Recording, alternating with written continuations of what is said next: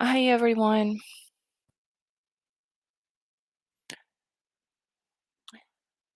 How are y'all?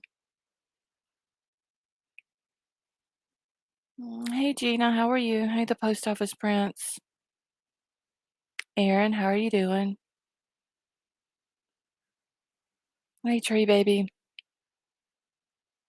Hey, jingle balls.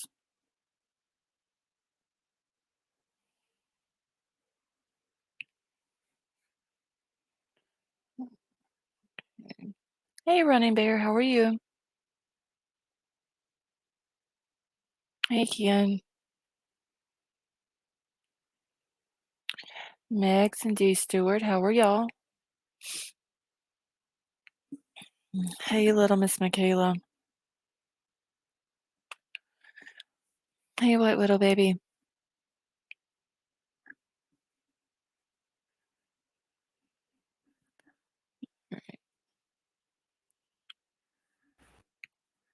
Sandra, how are you? Hey, Marissa. Hey, Baker guy.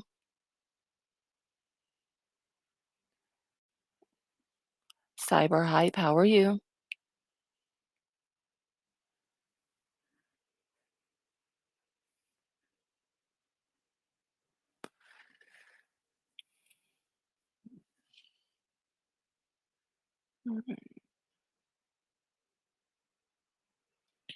All right, yeah, y'all hit that thumbs up on your way in, please. You're welcome, Sandra. Hey, Sharon, how are you?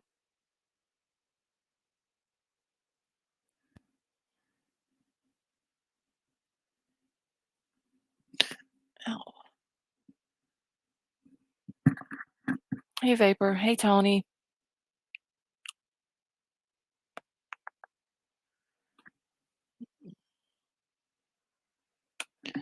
All right, y'all, we got a lot to talk about tonight, a lot to go over.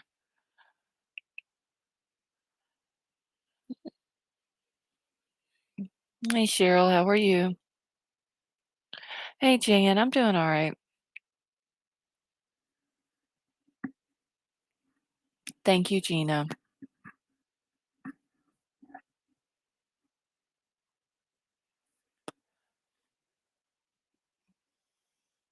Okay,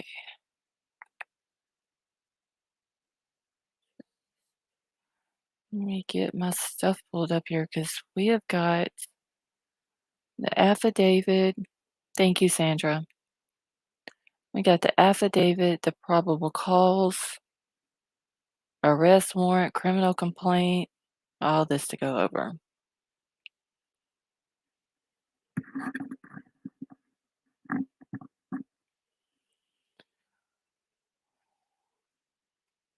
All right,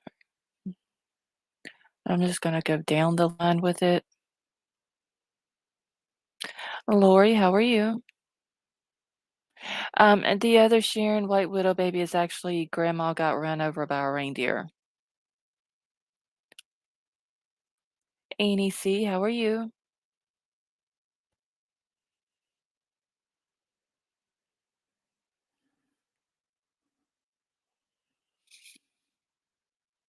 Okay, so has everyone seen this affidavit?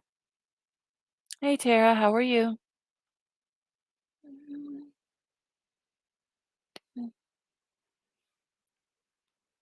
Murders are much worse than I ever thought they could be. Yeah. And what's weird is that it says in the affidavit that Dylan, hey SoCal gal, Dylan saw this guy. He literally walked right by her, and she didn't call the police. I don't get that.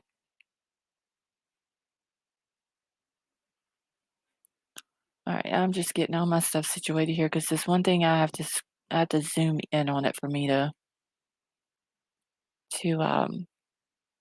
be able to read it.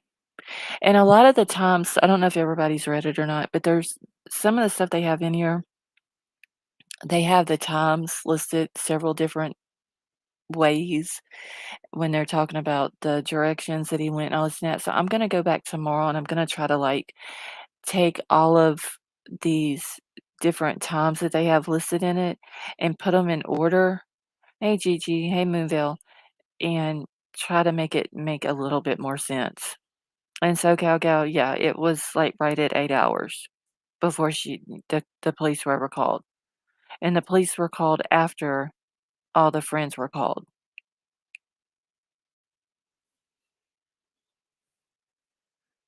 And yes, Lori, they actually confirmed that her room was on the 2nd floor and not the 1st floor, and that she didn't sleep through anything.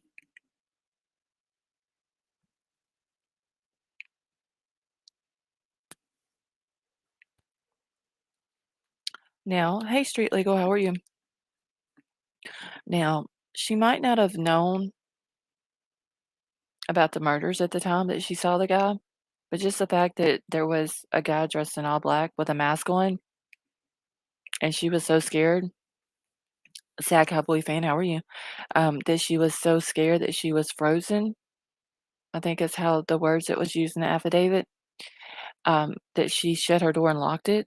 I don't understand why she didn't call the police in and tell the police that there was a man in her house that she didn't know. I mean, there's a chance that they could have called him a lot sooner. No, she didn't check on the roommates or anything.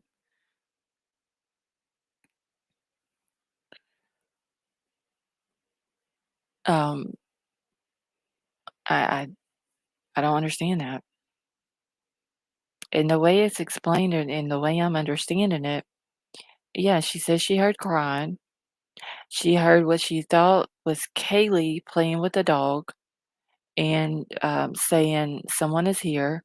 But then they said that she could have mistaken that for Xana because Xana at that same time was doing a TikTok video, and at 4 o'clock, Xana got a, a DoorDash delivery, and it says in the affidavit that they spoke to the driver or the delivery guy for DoorDash, and he did confirm that he dropped the food off. Um, there's there's a lot of things, and then the stuff that we heard last night from, 10 to Life about the knife sheath and all that being under Ethan. In fact, it was not under Ethan, it was actually in the bed laying beside of Maddie.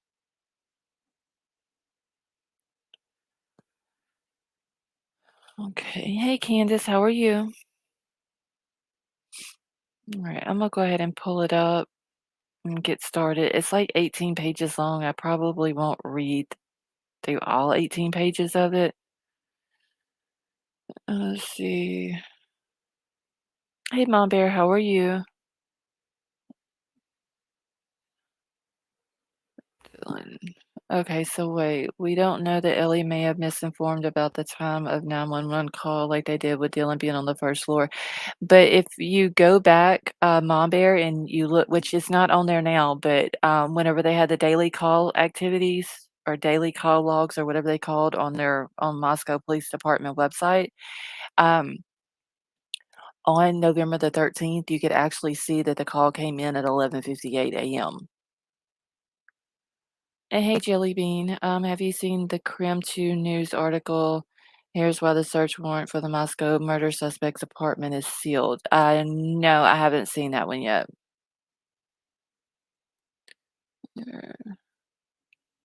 Just got back from the ER, got bit by a dog on my ear. Oh my God, Annie J, I'm sorry to hear that. Hey, Honda Civic. All right, so I'm gonna go ahead and get started on it. Like I said, it's 18 pages long. I'm gonna try to hit just like the most important, which all of it's really important, but uh Jelly Bean, is it one of their videos or is it an article?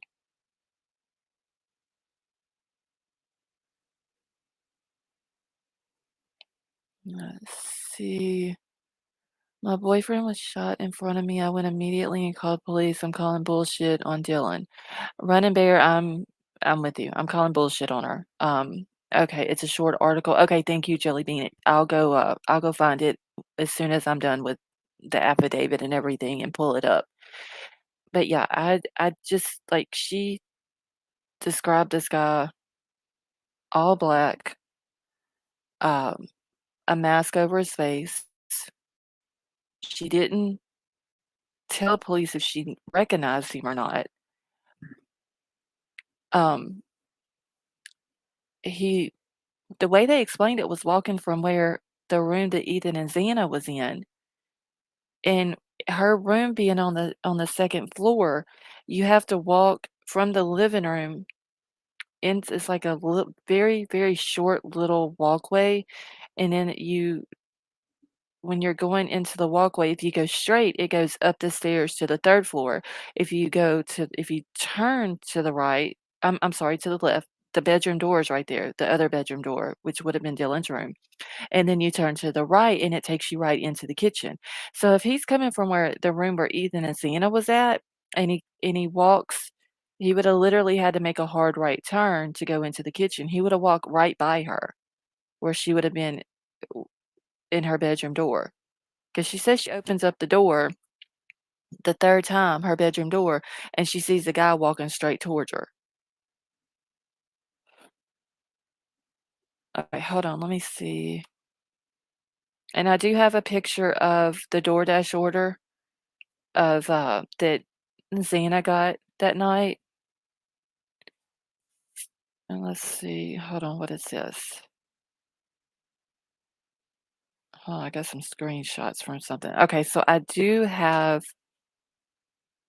some screenshots of a timeline. I believe this was one that someone was talking about earlier, that they wrote all of the times down for each day to try to make it a little bit more understandable.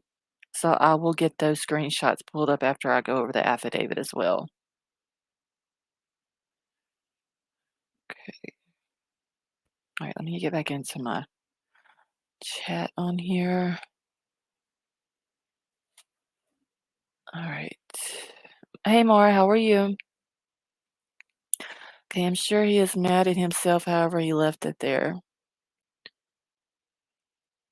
I just don't understand. I don't know if he was just tired and that's why he didn't go after Dylan or what. I don't know.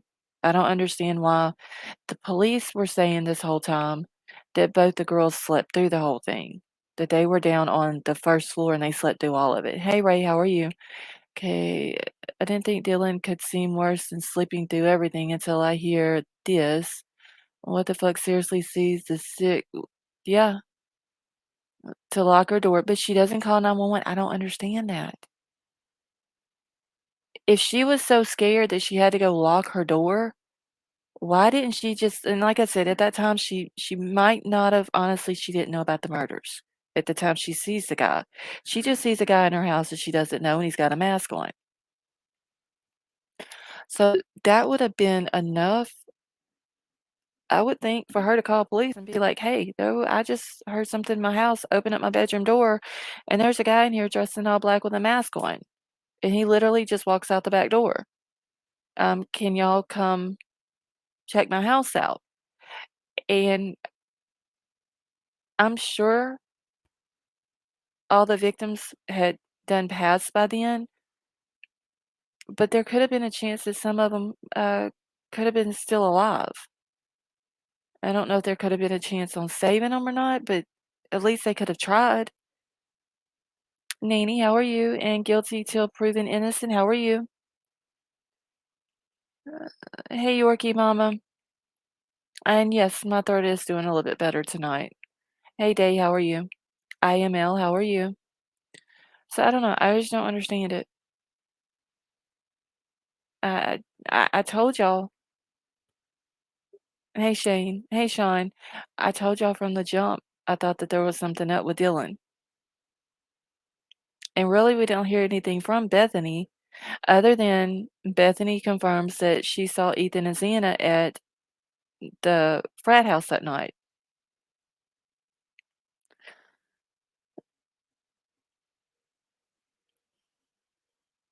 Yeah, April.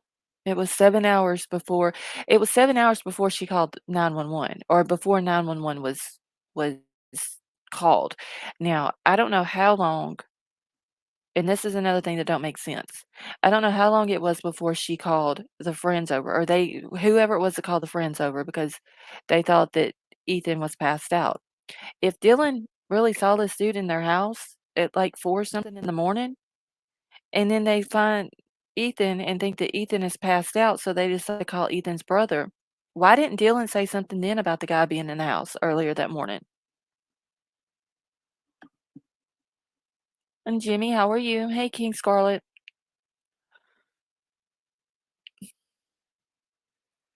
And they said that they found a shoe print right outside Dylan's bedroom door.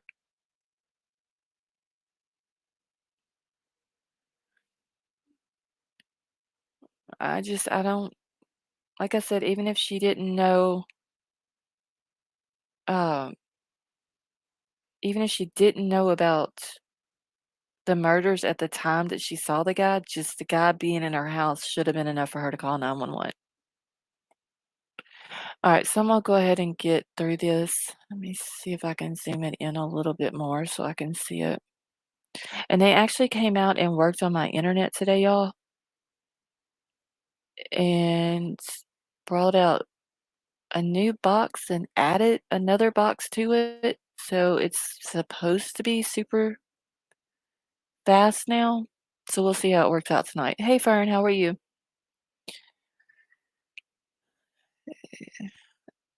Yeah, right. I mean, I had a lot of questions, but after this, I still got a lot of questions. Hey, Brandon, how are you doing tonight?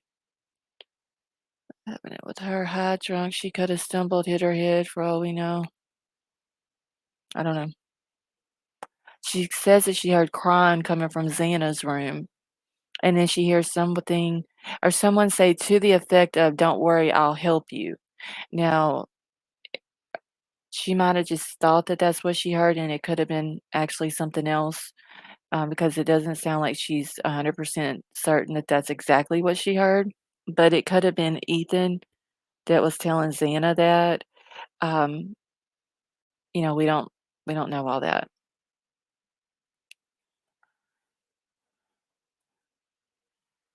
Alright, so this is Exhibit A, it's statement of Brett, Payne, and it says, "The below information is provided by Brett Payne, who is duly appointed, qualified, and acting peace officer within the county of Latah, state of Idaho.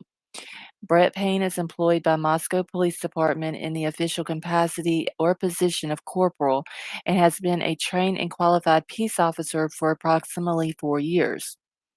Corporal Payne is being assisted by members of the Idaho State Police and agents of the Federal Bureau of Investigations." All right. So on November 13th, 2022, at approximately 4 p.m., Moscow Police Department Sergeant Blaker and I responded to 1122 King Road, Moscow, Idaho. Hereafter, it's so they'll be referring to the King Road residents from here on out, to assist with scene security and processing of a crime scene associated with 4 homicides. Upon our arrival, the Idaho State Police forensic team was on the scene and was preparing to begin processing the scene. MPD Officer Smith, one of the initial responding officers to the incident, advised he would walk me through the scene. And there is some stuff that's redacted. Um, there's some graphic stuff in here, but it's not too graphic. Street legal, no, there was nothing in this that was, had said anything about Dylan being intoxicated or anything like that. All right, so Officer Smith and I entered the King Road residence through the bottom floor door on the north side of the building, so that would be the first floor. Officer Smith and I then walked upstairs to the second floor. Officer Smith directed me down the hallway to the west bedroom on the second floor, which I later learned through Xana's driver's license and other personal belongings found in the room was Xana Kernodle's, hereafter Kernodle's room. Just before this room, there was a bathroom door on the south wall of the hallway. As I approached the room, I could see a body, later identified as Kernodle, laying on the floor. Kernodle was deceased with wounds which appeared to have been caused by an edged weapon. Give me just 1 second because I'm gonna throw up a trigger warning just in case someone is coming into the chat and don't know what we're talking about. All right. So also in the room was the male, later identified as Ethan Chapin, hereafter Chapin. Chapin was also deceased with wounds later determined. Autopsy report provided by Spokane medical examiner, and their name has been redacted, dated December the 15th of 2022, to be caused by a sharp forced injuries. I then followed Officer Smith upstairs to the third floor of the residence. The third floor consisted of 2 bedrooms and 1 bathroom.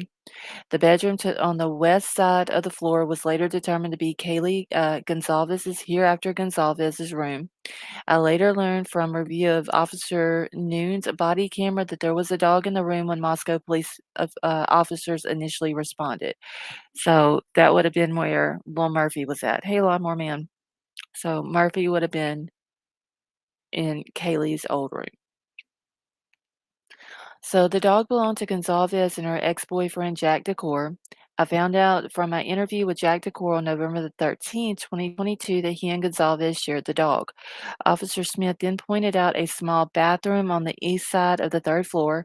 This bathroom shared a wall with Madison Mogan, hereafter Mogan's bedroom, which was situated on the southeast corner of the third floor. As I entered the bedroom, I could see 2 females in the single bed in the room. Both Gonzalez and Mogan were deceased with visible stab wounds. I also later noticed what appeared to be a tan leather knife sheath laying on the bed next to Mogan's right side when viewed from the door. The sheath was later processed and had K-Bar USMC and the United States Marine Corps Eagle Globe and Anchor insignia stamped on the outside of it. The Idaho State Lab later located a single source of male DNA suspect profile left on the button snap of the knife sheath. So that's where they grabbed Kohberger's DNA from.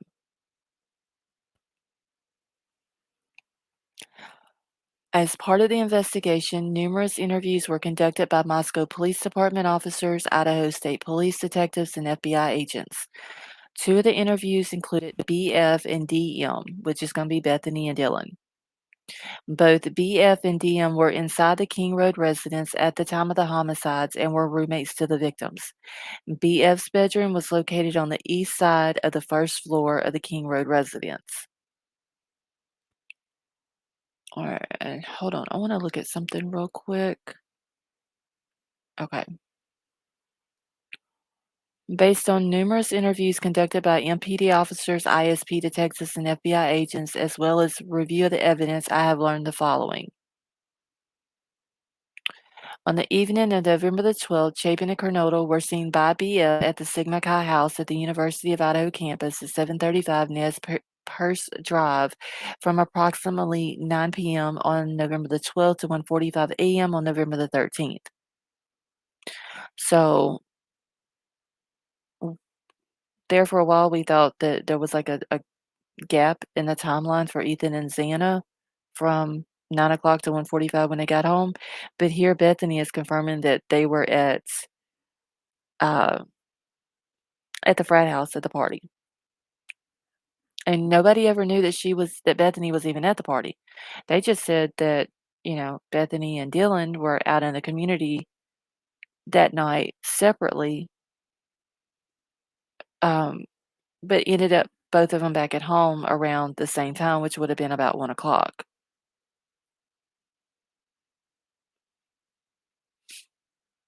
Hold on 1 second, y'all.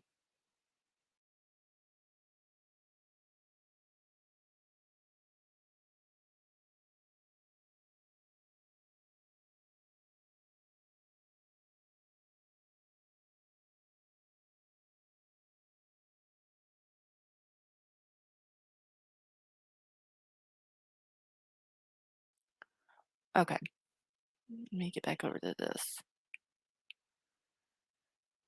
All right, let's see. And all right, so They were seen from 9 PM on the 12th to 1:45 AM on the 13th. BF also estimated that approximately 1:45 Chapin and Kernodle returned to the King Road residence. BF also stated that Chapin did not live at the King Road residence, but was a guest of Kernodle's. Can one of the mods drop the link for, membership for Brandon? Hey, Jim J. Gonzalez and Mogan were at a local bar, the Corner Club at 202 North Main Street, Moscow.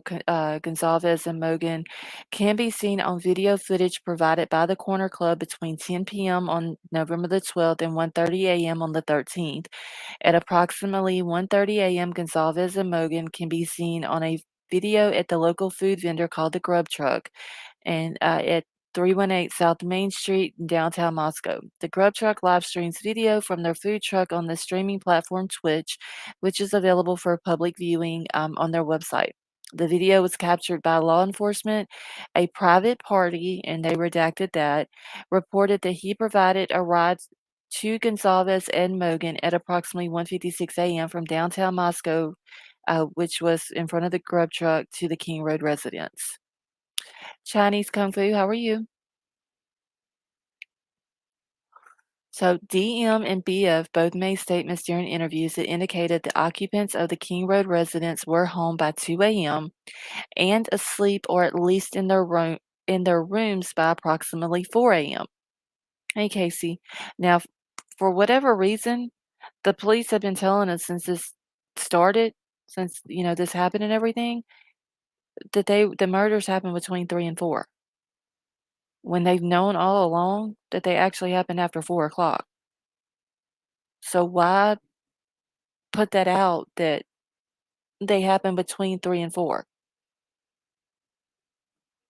I figured they want to be transparent with the community and the stuff that they're putting out, but they literally lied about that throughout the whole time. I didn't understand that. Hey Jeffrey, how are you? Padre, how are you? I don't know why they lied about it. They knew that the affidavit was going to come out. Zena got food at 4 AM, so where is that? Jeffrey, they do say, I believe in this, if I'm not mistaken, I read it in the affidavit that they said they talked to the delivery driver, the DoorDash driver.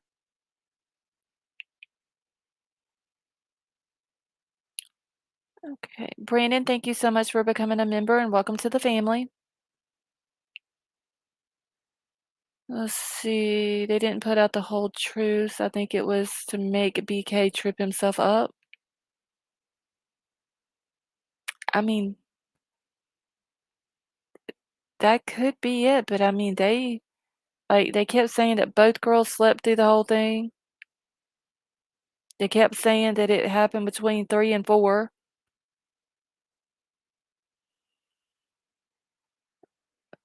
That exactly. They need to quit asking for help, but then they lie.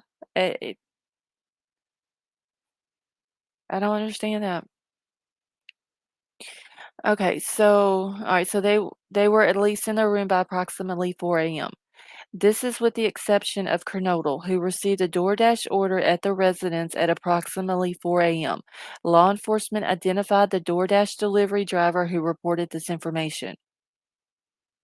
So apparently the DoorDash driver came forward on their own and said that he had made the delivery at 4 o'clock. There is also a picture of,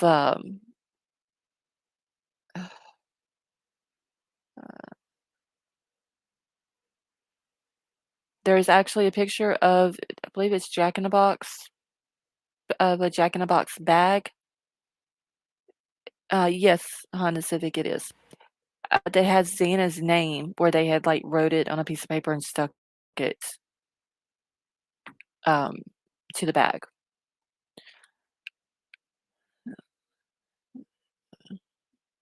Okay, BK didn't loop the sheath into his belt. Yeah, I wonder why he didn't do that, Sandra. Okay, so Dylan stated she originally went to sleep in her room on the southeast side of the second floor. Dylan stated that she was awoken at approximately 4 a.m. by what she stated sounded like Gonzalez playing with her dog in one of the upstairs bedrooms, which were located on the third floor. A short time later, Dylan said that she heard who she thought was Gonzalez say something to the effect of, "There's someone here." A review of records obtained from a forensic download of Kernodle's phone showed that this could also have been Kernodle, as her cellular phone indicated that she was likely awake and using TikTok app at approximately 4:12 a.m.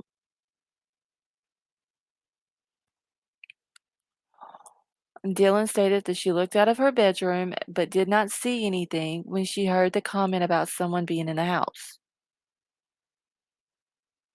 Does anybody find it odd? Because of this being they've always kept on about this house being a party house. There's always people there. The girls are used to that. If they go to bed, they just go in their room, lock the door, go to sleep. But Dylan she literally opened her door 3 times this night. Does she open her door and look out every other night that there was people talking about someone's here or she heard something? I wonder if she did that every night. Okay. Alright, so Dylan says she opened her door a second time when she heard what she thought was crying, coming from Kernodle's room. Dylan then said that she heard a male voice say something to the effect of, "It's okay, I'm going to help you." So, leather is not vegan. Yes, Marissa, that is true. So if DoorDash was delivered at 4, they confirmed that Xana was using TikTok at 4:12. At that time, Dylan looks out her bedroom door when she hears somebody say something to the effect of, "Someone is here," and she didn't see anything. Then she opens up her door a second time when she heard what she thought was crying coming from Santa's room. Then she said she heard a male voice say something to the effect of, "It's okay, I'm going to help you." But she doesn't there wasn't a time that she opened it the second time. At approximately 4:17 a.m., a security camera located at 1112 King Road, a resident immediately to the northwest of 1122 King Road, picked up distorted audio of what sounded like voices or a whimper, followed by a loud thud. A dog can also be heard barking numerous times starting at 4:17 a.m. The security camera is less than 50 feet from the west wall of Kernodle's bedroom. So that would have been 5 minutes after they verified that Xana was using TikTok. Eh,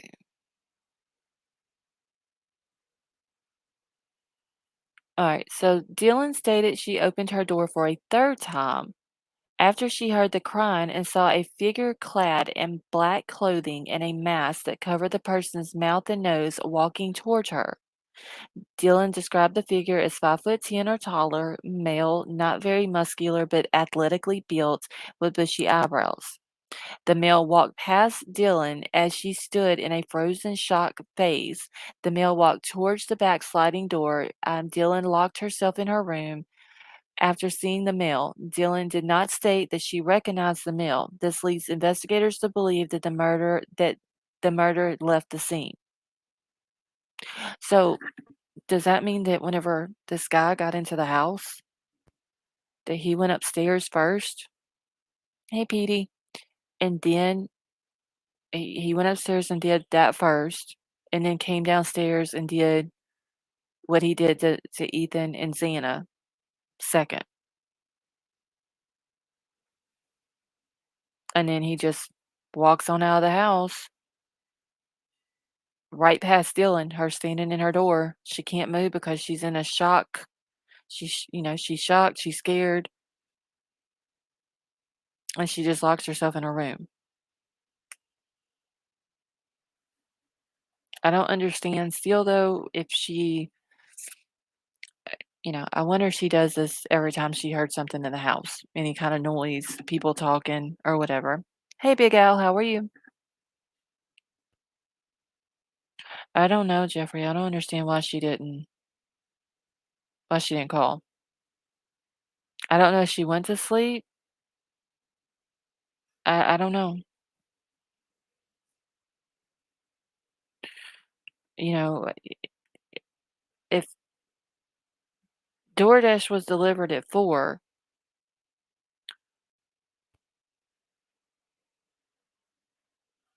and then the loud thud noise and voices or a whimper was heard, and then the dog starts barking at 4:17, like, this guy had to have been, like, right there close to the house whenever DoorDash was delivered. And like I said, I do have a timeline where it pulls out each one of the times because it gets confusing as you're reading it. Okay, so the combination of Dylan's statements to law enforcement, reviews of forensic downloads of records from Bethany and Dylan's phones, and a video of a suspect video and a and video of a suspect video as described below leads investigators to believe that the homicides occurred between 4 a.m. and 4:25 a.m. Remember her room is the one without the screen, yes. And also, okay, so if you go back and you watch the body cam footage from August, when the cops go up there and they talk to Kaylee, that screen was also off of that window at the time that the officers were there that day. You can see it laying down on the ground back there by the window.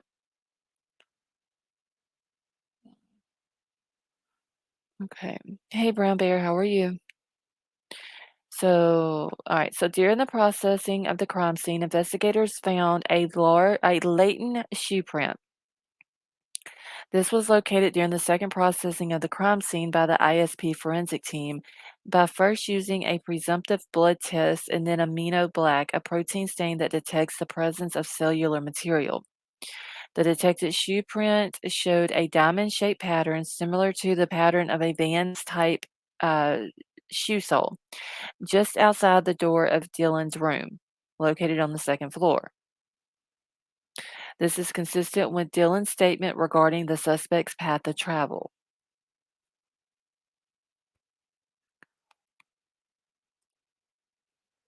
I mean, if she opens her door and she sees this guy walking straight towards her and he scares her enough that she freezes, I mean, wouldn't he have seen her? Was he just too tired that he couldn't go after her? Or was there another reason why he didn't go after her?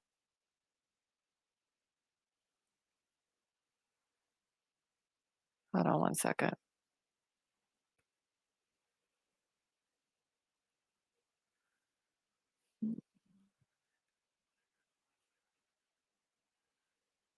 Okay, give me just one second, y'all. I'm reading something in chat because nobody's beating up on anyone. But the fact that this girl sees a guy in her house and she doesn't call the police,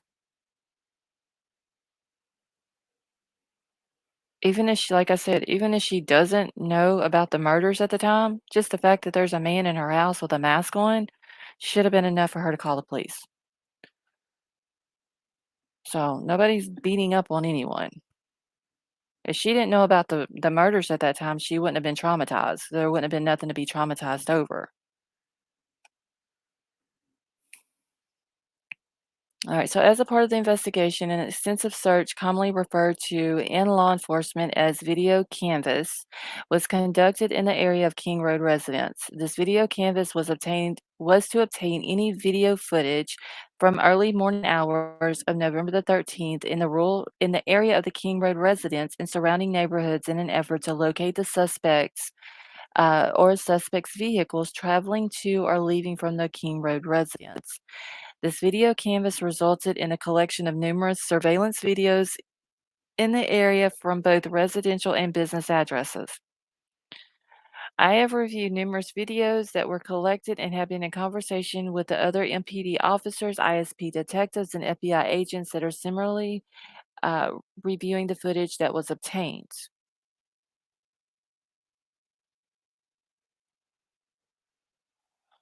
Hold on.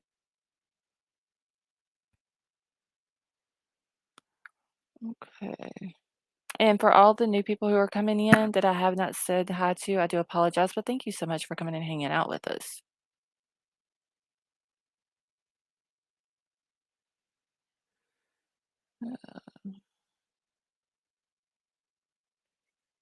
Give me just a second, y'all. I'm looking for something.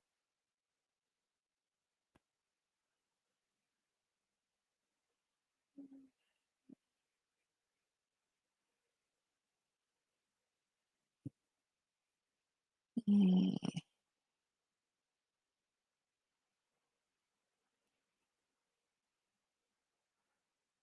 hold on, y'all.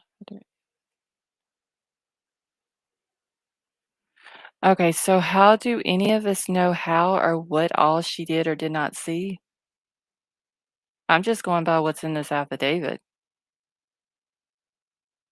I mean, if I open my door at 4 something in the morning and there's a man walking towards me with a mask on and I don't know who he is, I'm gonna call police.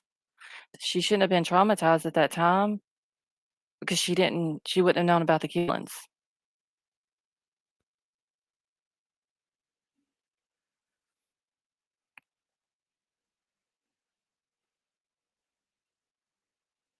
Hey, Matthew, how are you? Chrissy C, how are you?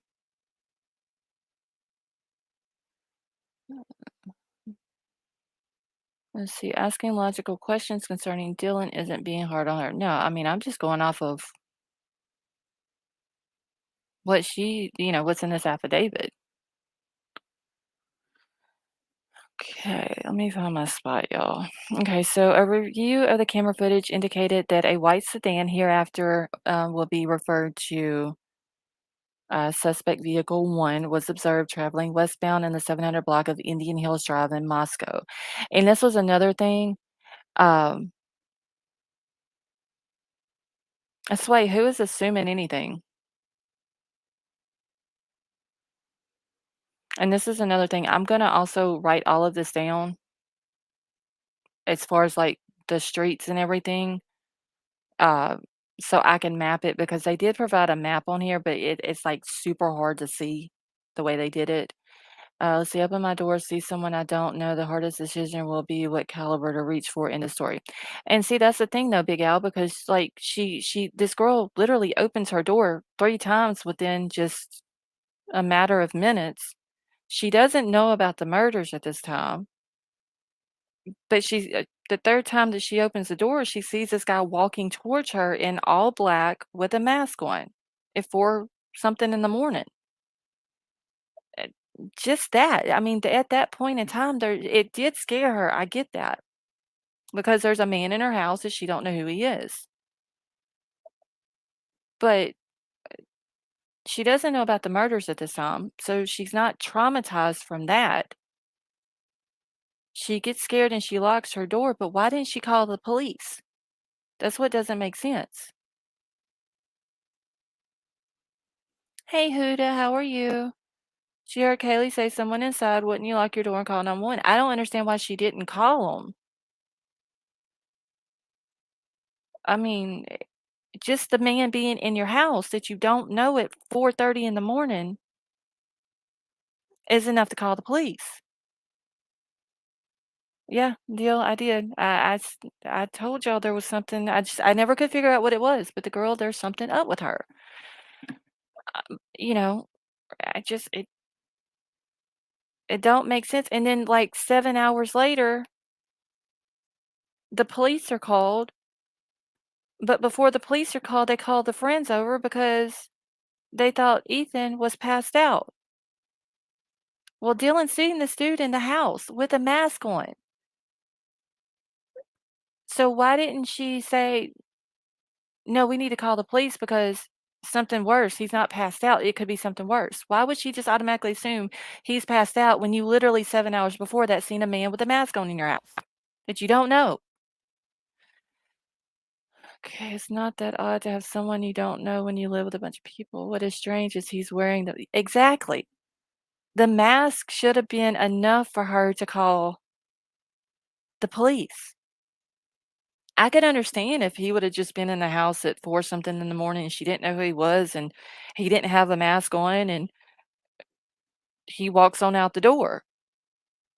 But he had the mask on. That should be enough to tell you, "Hey, this dude is up to no good." If not, he wouldn't be in a house with a mask on. What would be her motive? Sway, you mean what would be her motive to call the police? Because it's 4 something in the morning and the man has a mask on. I mean,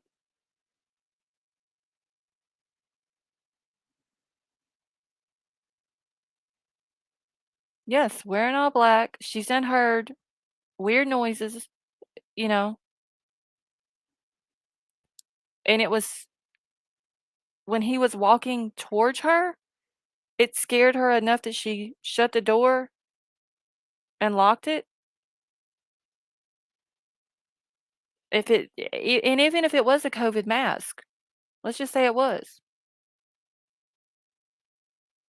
She was scared when this guy is walking towards her, she was in a frozen state, she was scared. He walks by her and walks out the back sliding glass door. She's scared that she shuts her bedroom door and locks it.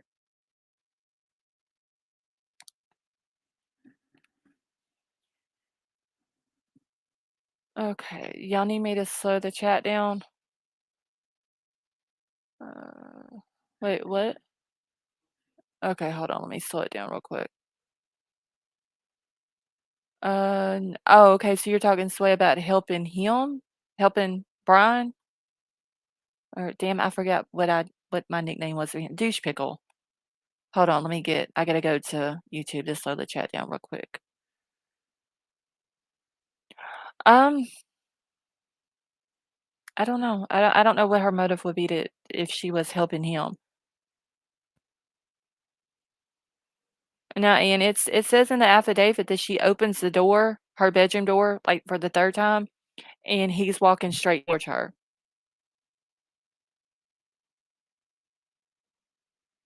Let's see her motive to not call 911 on purpose. I mean, honestly, if she didn't call 911 on purpose at the time that she's seen him, then it makes it look like that she's helping this guy. And I'm not saying that she is, but that's what it looks like.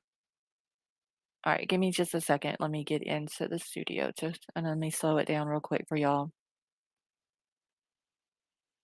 Because, she opens up it's I'm just saying 4:30. It might not have been exactly 4:30. But she opens the door to her bedroom for the third time after she's then heard all this other noise. She sees a man walking towards her in all black. She doesn't say that she knows him, but he has a mask on.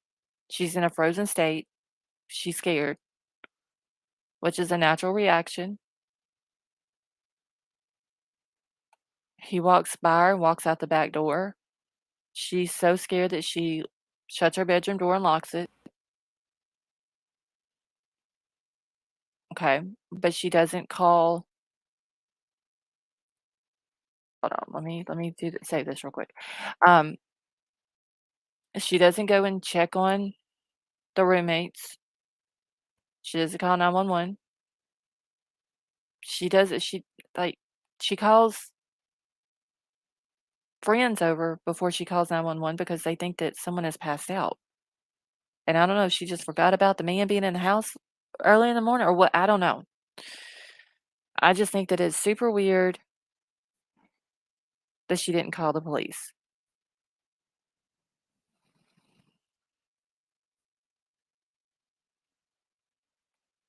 Okay, if y'all need me to slow it down any more than that, just let me know. All right, let me find my spot.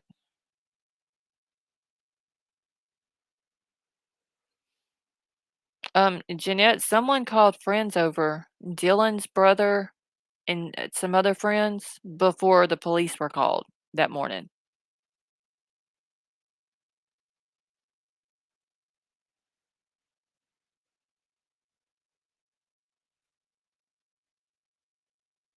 And I don't know if Dylan was if her, Bethany, or anybody else that they had interviewed, I don't know if they did polygraph test or not. "Hey, Vinny D, how are you?"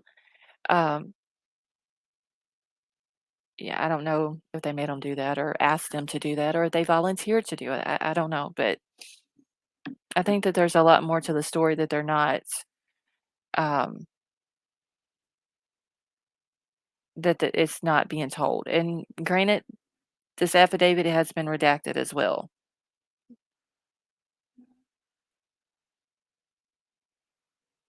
Okay. Yeah. Ethan's brother Hunter was called. There was a friend that came with Hunter, and it was said like several people were there. See, it says suspect vehicle one guilty till proven innocent. I don't know if that's just the way they name things in their affidavits or what. Okay. Oh, well, no one mentioned Bethany. Doreen, the only thing that was mentioned about Bethany in the whole affidavit that they're allowing us to see, is that she said that she had seen Ethan and Xana over at the, Sigma Chi house between 9 and 1:45 that morning.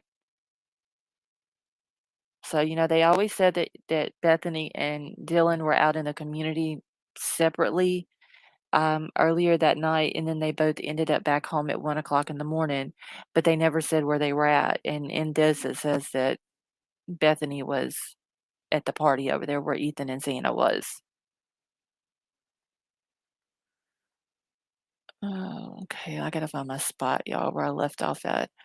All right, so let's see. A review of the camera footage indicated that the white sedan hereafter suspect vehicle one, was observed traveling westbound in the 700 block of Indian Hills Drive in Moscow at approximately 3:26 a.m.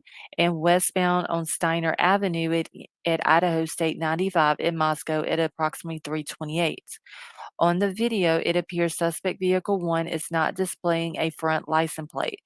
And do y'all remember me saying, okay, so whenever the gas station got the video footage of the car, and they said that it was heading towards the kid's house, where to begin with, we thought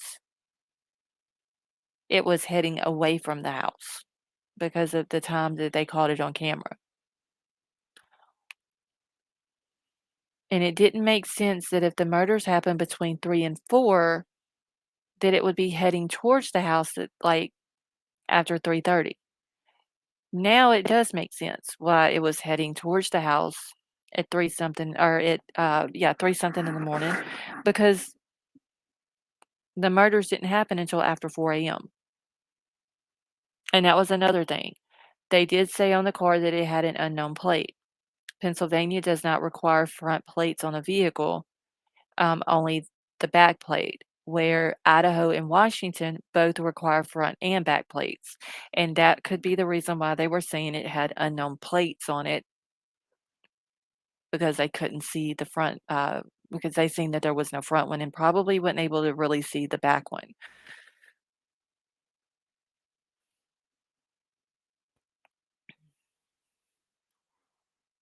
All right. So a review of footage from multiple videos obtained from the King Road neighborhood showed multiple sightings of the suspect vehicle one starting at 3:29 a.m. and ending at 4:20 a.m. The sighting shows suspect vehicle one makes an initial 3 passes by 1122 King Road residents and then leaves via Walenta Drive. Based off of my experience as a patrol officer, this is a residential neighborhood with a very limited number of vehicles that travel in the area during the early morning hours. Upon review of the video, there are only a few cars that enter and exit this area during this time frame. So suspect vehicle one can be seen entering the area for a fourth time at approximately 4:04 a.m. It can be seen driving eastbound on King Road, stopping and turning around in front of 500 Queen Road, number 52, which, if I'm not mistaken, the 500 Queen Road is the apartment buildings next door to the girl's house, where creepy neighbor E9 lives. All right, so it stops and turns around in front of 500 Queen Road, number 52, and then driving back westbound on King Road. When suspect vehicle 1 is in front of the King Road residence, it appears to unsuccessfully attempt to park or turn around in the road.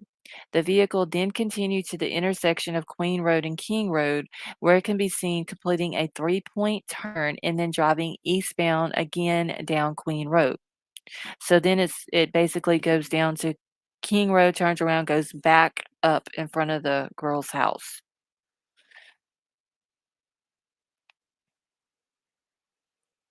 So suspect vehicle 1 is next seen departing the area of the King Road residence at approximately 4:20 a.m. at a high rate of speed.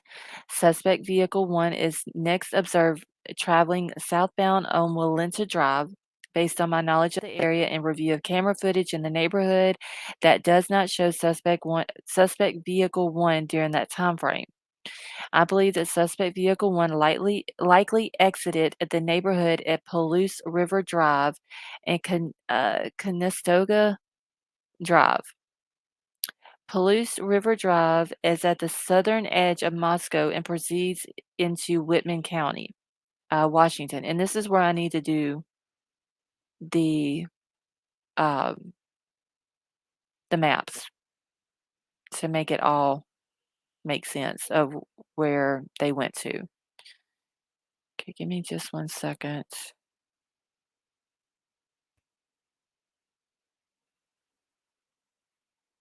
Hmm.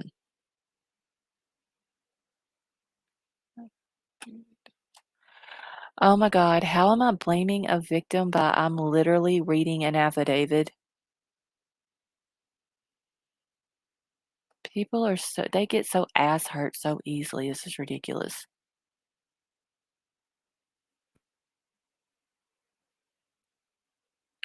All right, so Whitman County, Washington. Eventually, the road leads to Pullman, Washington. And Pullman, Washington is approximately 10 miles from Moscow, Idaho. Both Pullman and Moscow are small college towns, and people commonly travel back and forth between them. Law enforcement officers provided video footage of suspect vehicle 1 to forensic examiners with the Federal Bureau of Investigations that regularly utilize surveillance footage to identify the year, make, and model of an unknown vehicle that is observed by one or more cameras during the commission of a criminal offense. The forensic examiner has approximately 35 years of law enforcement experience and with 12 years at the FBI. His specific training includes identifying a unique characteristics of vehicles, and he uses a database that gives visual clues of vehicles across the states to identify differences between vehicles.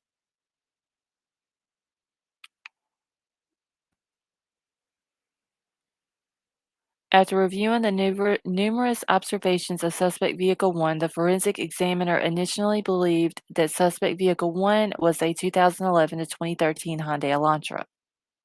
Upon further review, he indicated that it also could be 2011 to 2016 Hyundai Elantra, which they never came out with that information either. As a result, investigators have been reviewing information and persons in possession of a vehicle that is a 2011 to 2016 white Hyundai Elantra. Investigators were given access to the video footage on the Washington State University WSU campus located in Pullman.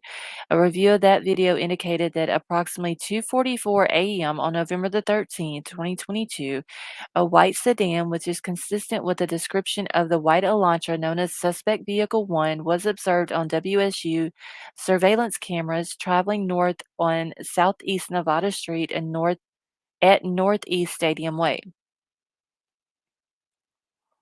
At approximately 2:53 a.m., a white sedan, which is consistent with the description of the white Elantra known as Suspect Vehicle 1, was observed traveling southeast on Nevada Street in Pullman, Washington towards SR 270. SR 270 connects Pullman, Washington to Moscow, Idaho, and the camera footage from Pullman was provided to the same FBI forensic examiner. Mar, have a good night, honey. The forensic examiner identified the vehicle observed in Pullman, Washington as being a 2014 to 2016 Hyundai Elantra. I don't get why they didn't update this information. They had people like they're asking us to help them find a 2011 to 2013 when in fact the vehicle, thank you, laughing stock, when in fact the vehicle was actually a 2015.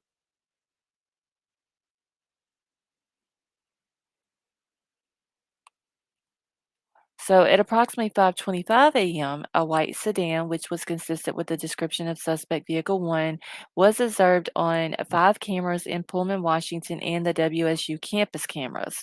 The first camera that recorded the white sedan was located at 1300 Johnson Road in Pullman. White sedan was observed traveling northbound on Johnson Road, and Johnson Road leads directly back to West Palouse River Drive in Moscow, which intersects with Conestoga Drive, and I'm probably saying that straight wrong, y'all. If I am, I do apologize. Let's see. The white sedan was observed turning north on Bishop Boulevard, northeast on SR 270 at approximately 527. The white Elantra is observed on cameras traveling northbound on Stadium Way at Nevada Street, Stadium Way at Grimes Way, Stadium Drive at Wilson, and then Stadium Way at Cougar Way. There's a lot of ways and drives and everything else. So here's the map, and it says that the depiction showing Moscow and Pullman, but you can't really tell what it is.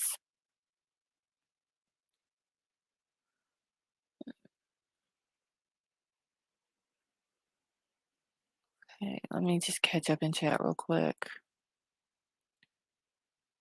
Let's see. I still think there's more of a connection with BK. Wait, where did the thing go? And someone here. So Blossom, you think that maybe BK with one maybe has a connection with one of the victims?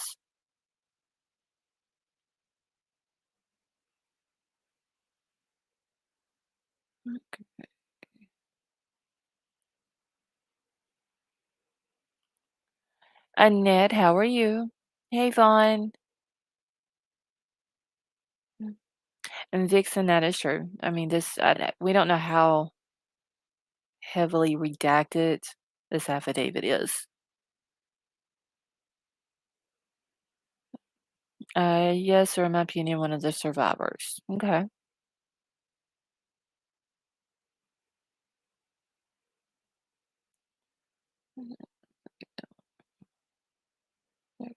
Let's see. Same people saying blaming the victims were the same ones blaming Jack and everyone else for the murders. Kind of funny how they forget what they did themselves. I'm literally reading an affidavit and people are getting upset over it, saying that I am blaming the victims. Well, honestly, I'm not going to sugarcoat shit for anybody. There's only 4 victims. That's Kaylee, Maddie, Xana, and Ethan. And I'm not blaming them. So for people who wants to scream that I'm victim blaming, no, I'm not.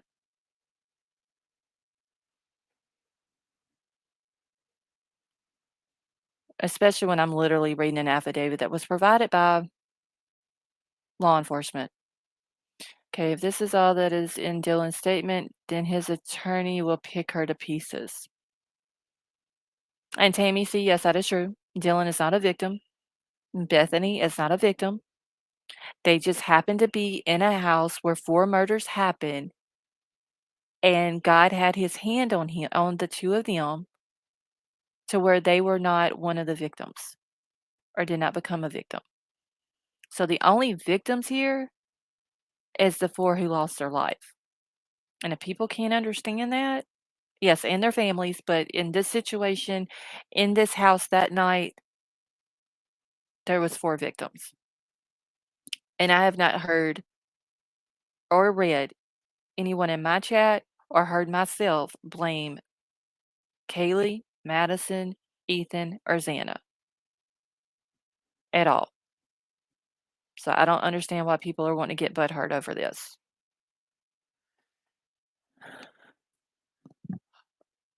Give me just a second, y'all.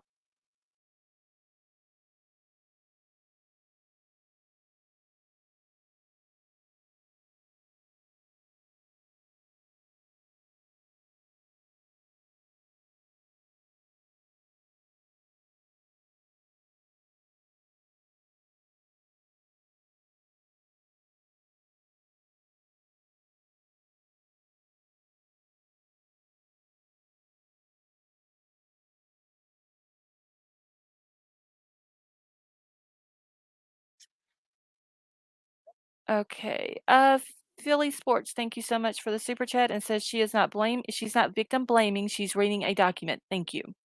I'm literally reading the document word for word. I said that I wasn't, that I was just gonna try to hit certain points of it, but I figured if I just hit certain points of it, it's not gonna make sense. So, Philly Sports, thank you so much for your super chat.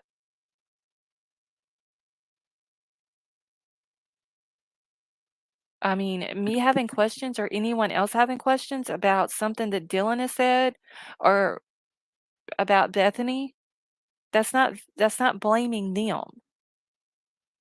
I don't understand some people, y'all. I'm sorry. I'm in a crabby mood tonight. But still, we are Kohberger blaming. Yes, because you know what? Kohberger's the reason why we have victims. It's his fault. No one else's. It's not Bethany's fault. It's not Dylan's fault. It's not Xana, Maddie, Kaylee, or Ethan's fault that they're victims. It's Kohberger's fault. It's douche pickle's fault. So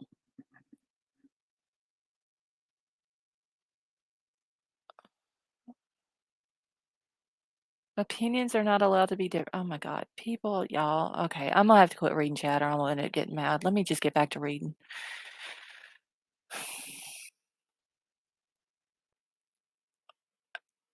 I am white little baby. The voice for Hope says she forgot to buy pickles.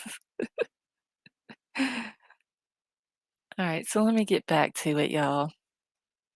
Alright, so, like I said, these were the 2 maps. You can't really tell what they are. I'm gonna go back whenever I redo, like, the timeline with the actual times and pulling it out. D. Stewart Douche Pickle is Bryan Kohberger. Y'all know me with nicknames, and that was the only good name I could come up with to give him 'cause I didn't wanna give him anything.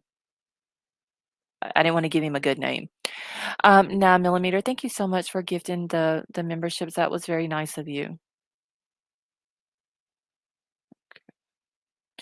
Alright, so Cyber Hype says, "I get it. If she calls 911, it could have saved lives. She heard the struggle, saw the unknown perpetrator in her house. For fuck's sakes, it's a wee bit frustrating." It really is. If she woulda called 911, I don't know if it would have saved them. I love you too, 9 millimeter, and thank you. Um, I I'm pretty sure their injuries, were probably too much for them to be saved, but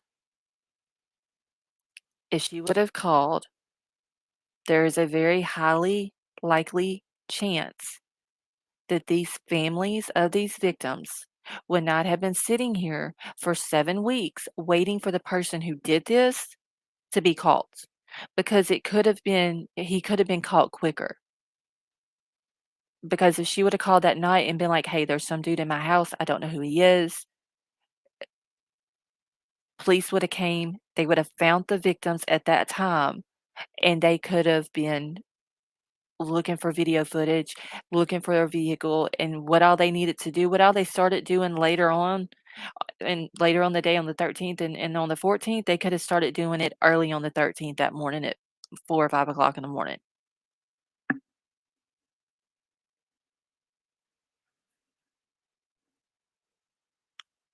Alright. 'Cause, we don't know if he didn't do this again between the time of the 13th and the time he was caught.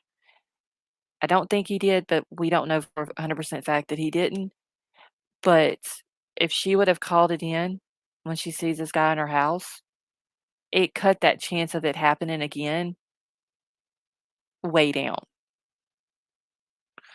My opinion, calling 911 may have called him, but let's face it, nobody in those crime scenes would have been safe for the yeah, I don't think unfortunately, I don't think that, um, they could have been saved, you know, I'm sure by the time that dude walked out of the house that morning, they were already deceased, and I hate to say that, but it's just it's the truth.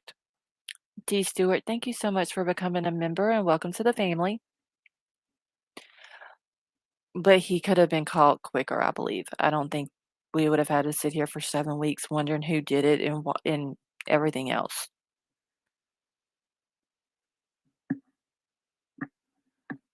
All right.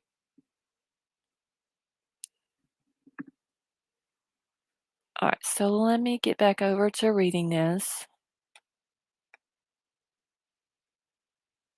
Okay. If she locks herself in a room, why not try to communicate with roommates via, yeah, I mean, why not call them and be like, hey, did y'all know somebody was just in our house? Are you okay? Whatever. Hey, Wolfpack, how are you? All right, so on November the 25th, 2022, MPD asked area law enforcement agencies to be on the lookout for the white Hyundai Elantra in the area. And this is what gets weird, this little piece right here. On November the 29th, 2022, at approximately 12:28 a.m., Washington State University police officer Daniel Tingo quarried a white Elantras registered at WSU. As a result of that query, he located a 2015 white Hyundai Elantra with Pennsylvania license plate LFC-8649.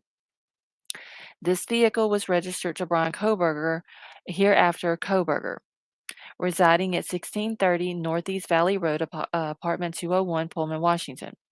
1630 Northeast Valley Road is approximately 3/4 of a mile from the intersection of Stadium Way and Cougar Way, last camera location that picked up the white Elantra. Okay, so remember that time, 12:28 a.m. That's when the cop runs it. The same day, at approximately 12:58 a.m. Now I don't know if they truly meant 12:58 a.m. because that would have been 30 minutes later. Or if they meant, "Hey, lights, how are you?" Or if they meant PM on this. But the same day, at approximately at 12:58 a.m., WSU officer Curtis Whitman was looking for white Hyundai Elantras and located a 2015 white Hyundai Elantra at 1630 Northeast Valley Road in Pullman in the parking lot. 1630 Northeast Valley Road is an apartment complex that houses WSU students, which is the same one that where Bryan Kohberger lives. Officer Whitman also ran the car and it returned to Kohberger with a Washington tag.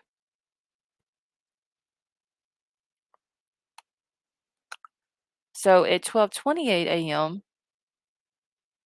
on November the 25th, it had the Pennsylvania tags.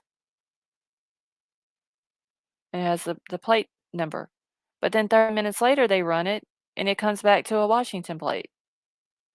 So he changed his tags. Like I said, if those two times are correct, that's only 30 minutes. Did he see the cop looking at his car at 12:28, and when the cop left, he ran out and changed his tags real quick?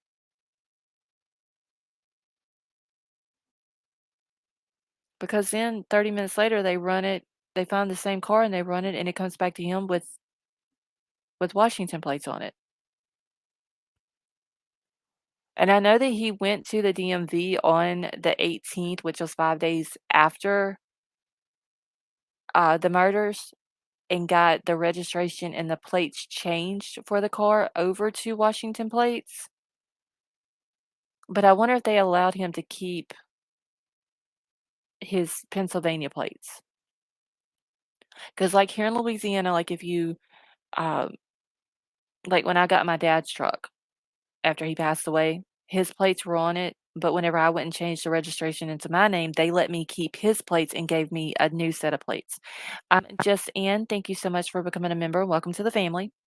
So I wonder whenever he changed his plates from Pennsylvania to Washington, if they allowed him to keep the Pennsylvania plate and just basically what they do is they put it as the plate is no good. They allow me to keep my dad's plate on the truck just long enough for me to drive home, and then I could change the plate so I didn't have to do it in the parking lot. So I don't know if they allowed that up there or not, but, yeah, the plate was about to expire. The Pennsylvania plates were about to expire on November the 30th. Brandon, you thought I was in Georgia? No, I'm in Louisiana. So I'm wondering they must have allowed him to keep the Pennsylvania plates, and he just never took the Pennsylvania plates off of it and put the Washington plates on it until between 12:28 a.m. and 12:58 a.m. that night.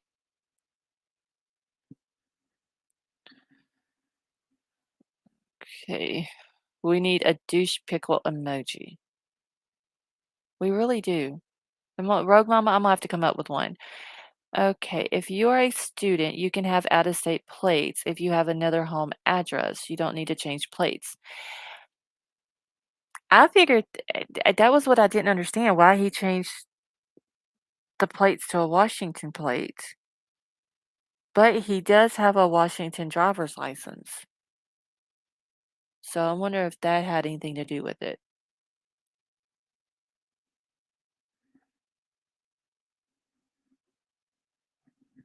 Because I mean, like I said before, the college that's here close to where we live at, like you see, even at LSU, you see uh, cars with plates from all over, like several different states, just driving around in town with the college sticker in the back glass.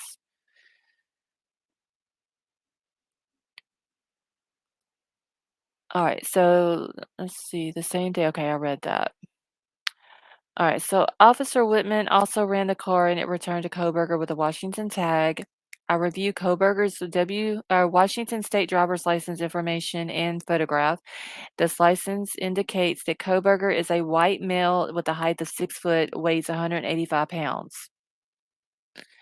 Let's see, a PA requires inspection. They would not give him a new tag without one. Okay. And I know that the tag was supposed to expire November the 30th, so that might have been the reason why he went on ahead and had it changed over.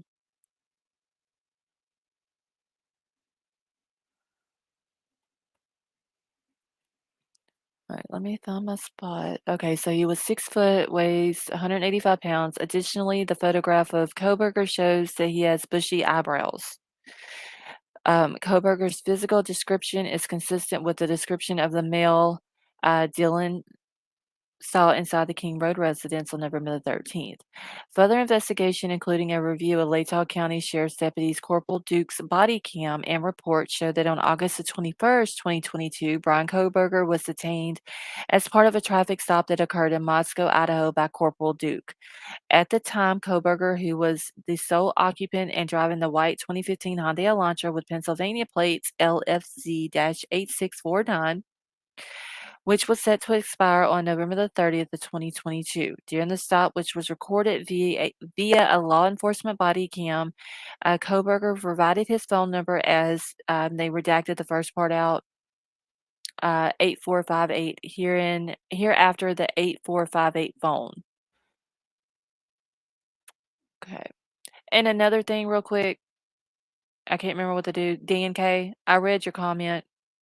I don't mind people commenting on my voice, and if it sounds nice, that's fine, thank you.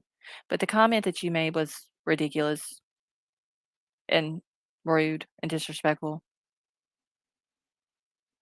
So if you're gonna make a comment like that about my voice, I would just rather you not make a comment.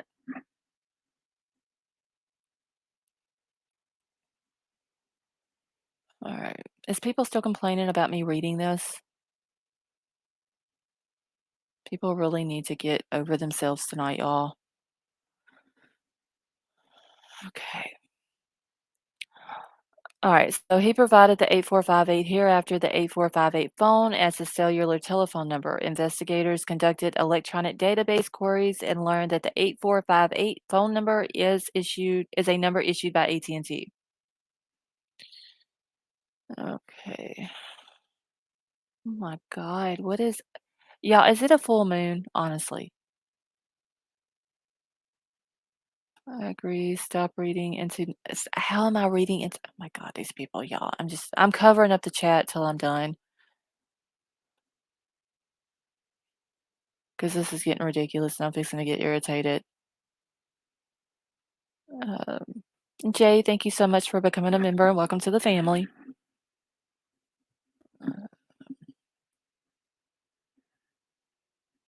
Okay. Okay, so it's a full moon. I mean, this is ridiculous. Was her DoorDash ever eaten? Deidre, I don't know. There is a picture, and I'm gonna bring it up once I'm done with the affidavit, um, that shows I don't know where it was at in the house, but there is a picture of it that someone took, through the kitchen window where you can see the bag sitting on the table, and it's a Jack in the Box bag, and it has her name taped to it, where they had wrote, like, whenever they were delivering it, who it was for, so okay. Can you slow chat? Yes, I can slow chat. Give me just 1 second. So Jingle Ball says she is going troll hunting, y'all. So give me 1 second.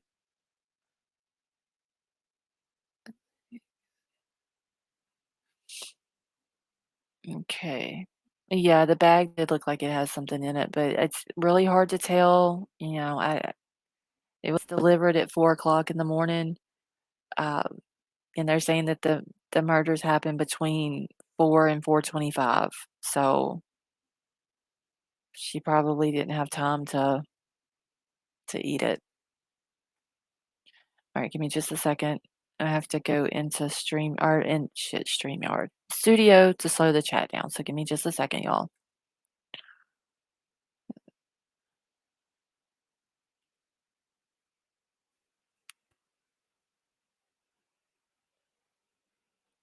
Trolls are also saying he's innocent. Wow. Sorry. This dude is not innocent. He killed 4 people for no reason. How's that innocent?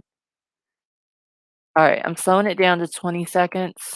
So if y'all need it to go any slower, just let me know.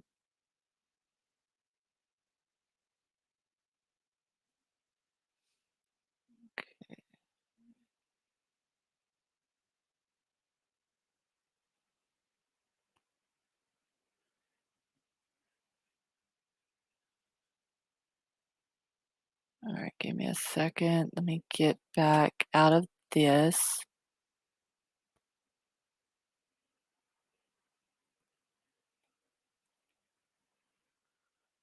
Okay, Jack in the Box came from Pullman. Yeah, I think it was JLR. I had did a video on the bag, on the Jack in the Box bag. Hey, Evie, how are you? And he said that there wasn't a Jack in the Box in Moscow, that the nearest one was um, in Pullman. Oh, I know, James. Jack in the Box is nasty.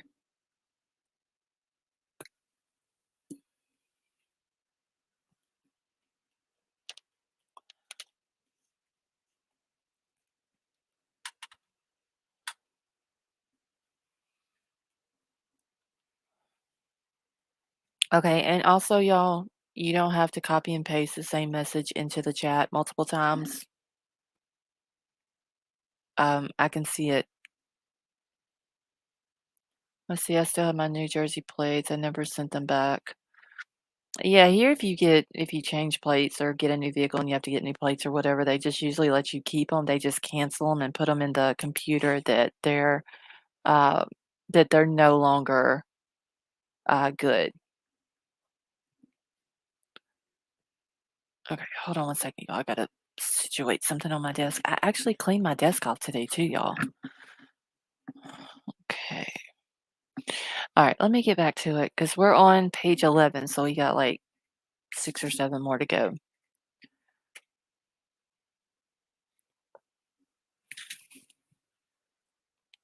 Alright, so it also says on here that on October the 14th of 2022, that Bryan Kohberger was detained as part of a traffic stop by a WSU police officer.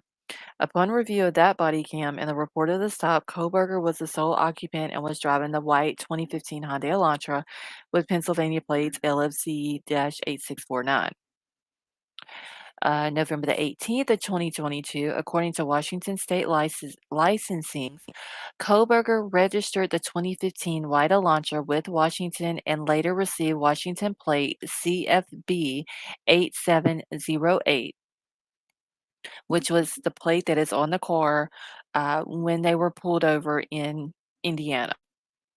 So prior to this time, the 2015 white Elantra was registered in Pennsylvania, which does not require a front license plate to be displayed. This was learned through communications with a Pennsylvania officer who is currently certified in the state of Pennsylvania. Based on my own experience and communication with Washington law enforcement, I know that Idaho and Washington require front and back license plates to be displayed. So that's probably whenever they came out and said that the car was the 2011 to 2013 uh, white Hyundai Elantra with unknown plates. That's probably why they were saying unknown plates, because they probably couldn't get a good look at the plates on the back. All right, so investigators believe that Kohberger is still driving the 2015 white Elantra because his vehicle was captured on December the 13th by a license plate reader in Loma, Colorado. Information provided by a query to a database. So December the 13th, they're saying, is the day that him and his dad left from Washington on their way back to Pennsylvania. Hey, Shells, how are you? Kohberger's Elantra was then quarried on December the 15th by law enforcement in Hancock County, Indiana. On December the 16th, 2022, at approximately 2:26 p.m., a surveillance video showed Kohberger's Elantra in Albrightsville, Pennsylvania. The sole occupant of the vehicle was a white male whose description was consistent with Kohberger. Kohberger and has family in Albrightsville, Pennsylvania, learned through a TLO search and locate tool database. Based on information provided on the WSU website, Kohberger is currently a PhD student in criminology at Washington State University. Pursuant to records provided by a member of the interview panel for Pullman Police Department, we learned that Kohberger's past education includes an undergraduate degrees in psychology and cloud-based forensics. These records also show that Kohberger wrote an essay when he applied for an internship with the Pullman Police Department in the fall of 2022. So he even tried to go to work for the cops, y'all. Kohberger wrote in his essay that he had interest in assisting rural law enforcement agencies with how to better collect and analyze technological data in public safety operations. Kohberger also posted a Reddit survey, which can be found by an open source internet search. The survey asked for participants to provide information to understand how emotions and psychological traits influence decision making when committing a crime. As part of this investigation, law enforcement obtained a search warrants to determine cellular devices that utilize cellular towers in close proximity to the King Road residence on November the 13th, 2022, between 3 and 5 a.m.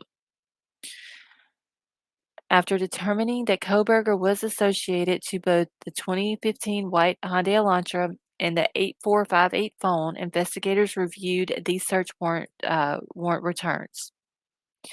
So a query of the 8458 phone in these returns did not show the 8458 phone utilizing cellular tower resources in close proximity to the King Road residence between 3 a.m. and 5 a.m. I believe this is because he turned his phone off. Based on my training, experience, and conversations with law enforcement officers that specialize in the utilization of cellular telephone records as part of investigations, individuals can either leave their cellular telephone at a different location before committing a crime or turn their cellular telephone off prior to going to a location to commit a crime. This is done by subjects in an effort to avoid alerting law enforcement that a cellular device associated with them was in a particular area where a crime is committed. I also know that on numerous occasions, subjects will surveil an area where they intend to commit a crime prior to the date of the crime.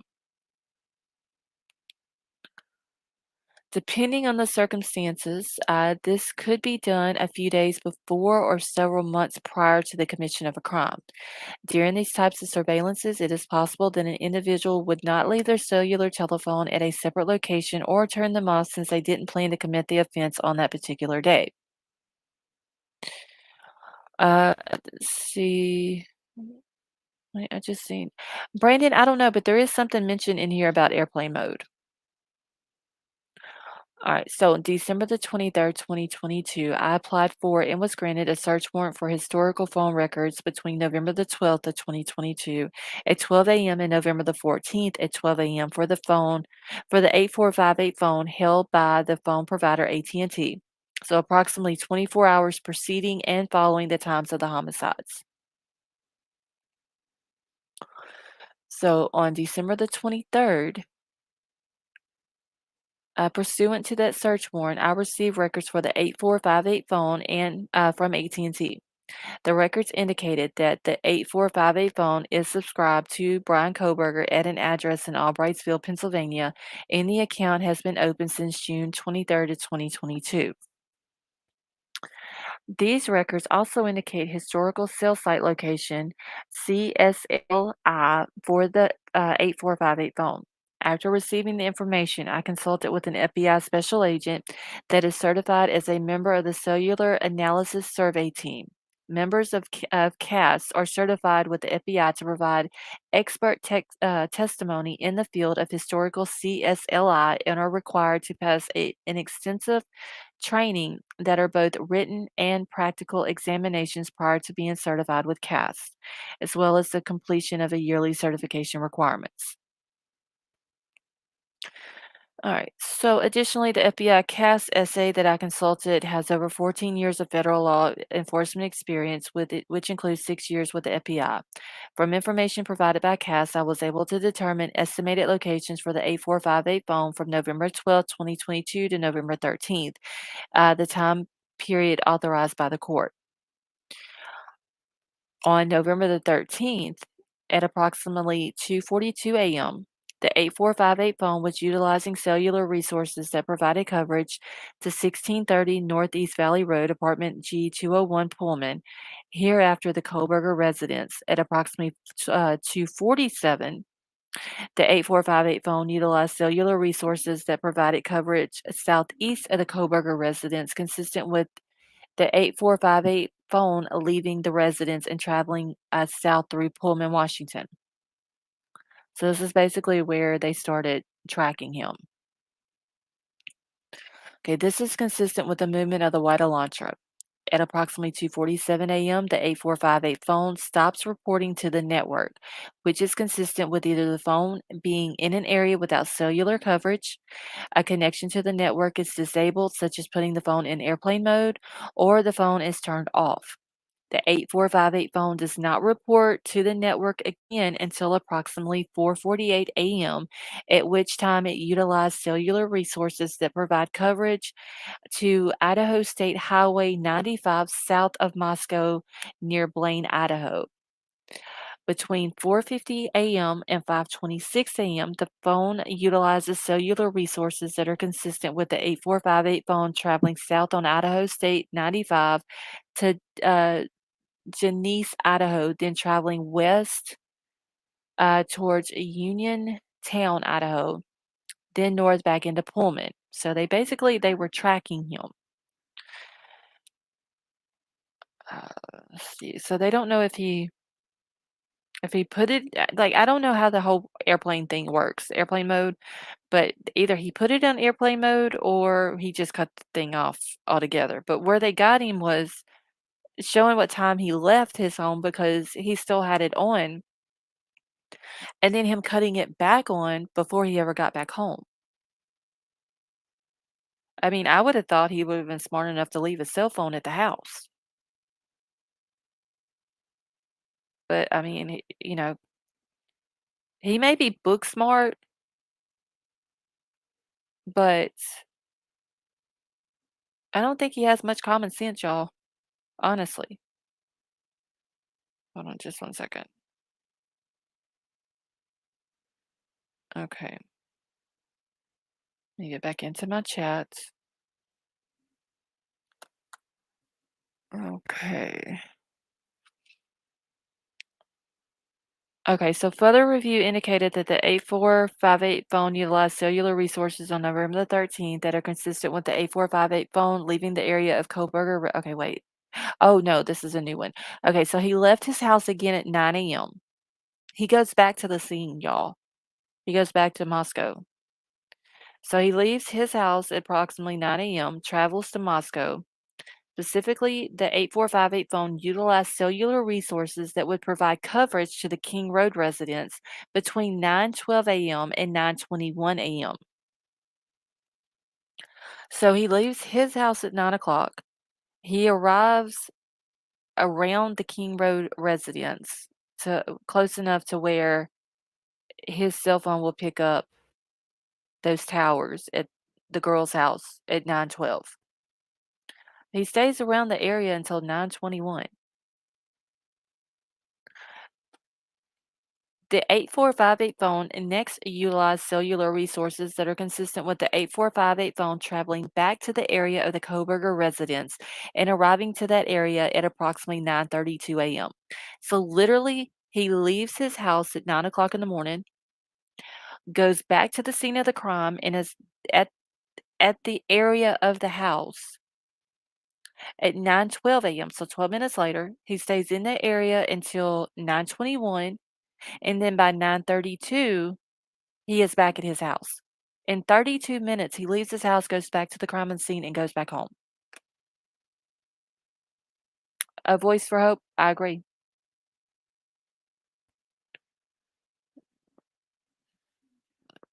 I don't know if he was going back maybe to see if police had already been called or what, but literally, there was no police there.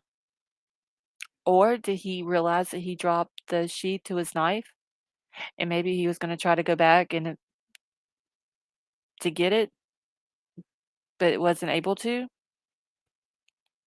But yeah, I mean, I'm sure he would have thought that maybe by the end the cops would have been there and then they wouldn't. Let's see, he was going back to watch his work unfold. He didn't care about what he left behind. Yeah, I mean, that could be it as well. Hey, Maria, how are you?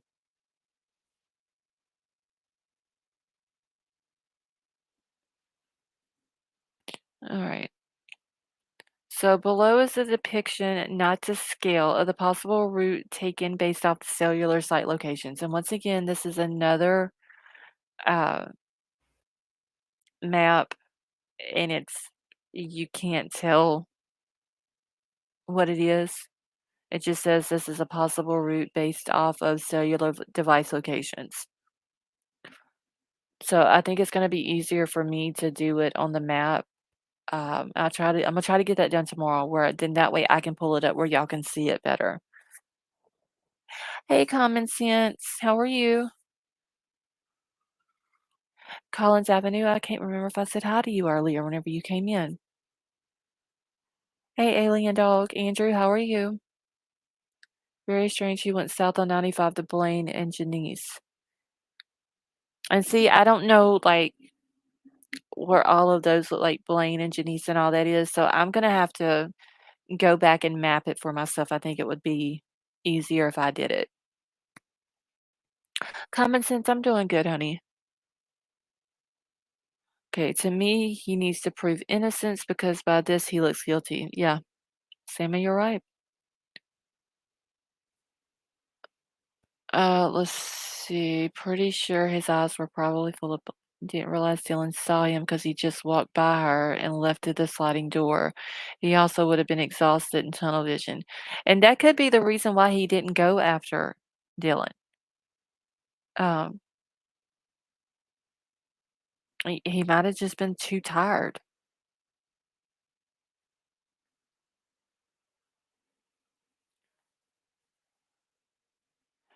So I'm wondering now that the cops have went back and tracked his phone.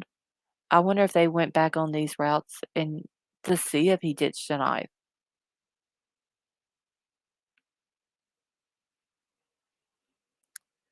Justine, I don't know. I That is the question that I had earlier, and I got blamed. I got accused of victim blaming. But I would like to know why Dylan, if she sees a man in her house at 4 something in the morning with a mask on, and it scares her so bad that she freezes in the spot because she's scared. She doesn't really want to move. The guy walks by her, walks out of the house, and she's so scared that she goes back in her room and locks her door. I don't understand why she did not call the police. I just don't get it.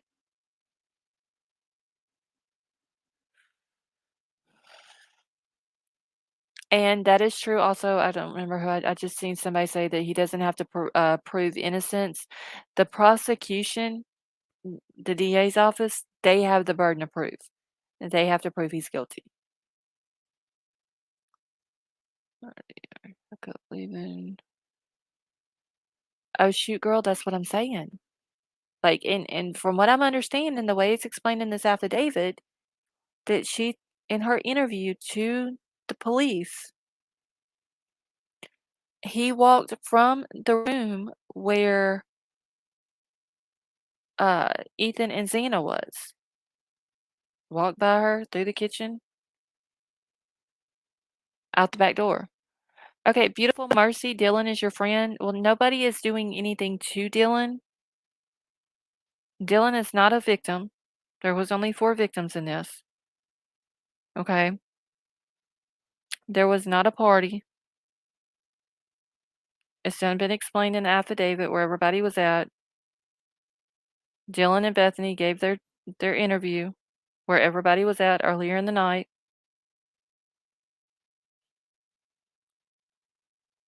There's only 4 victims. That is Kaylee, Maddie, Ethan, and Xana. Dylan is not a victim. Nobody is blaming Dylan, but we do have questions about her not calling the police. She said she thought there was a party, but why isn't that statement in the affidavit? Hold on one second, y'all.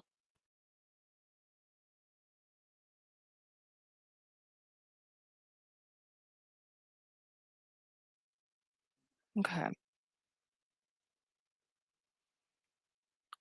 let's see. Let's see the Dylan Haig. All right, let me get back into it.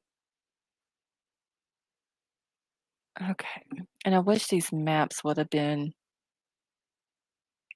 a little bit better, but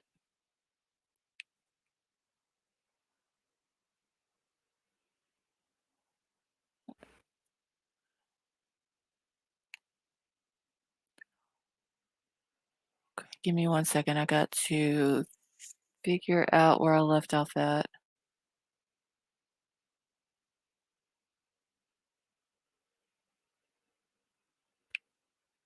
Hold on a second.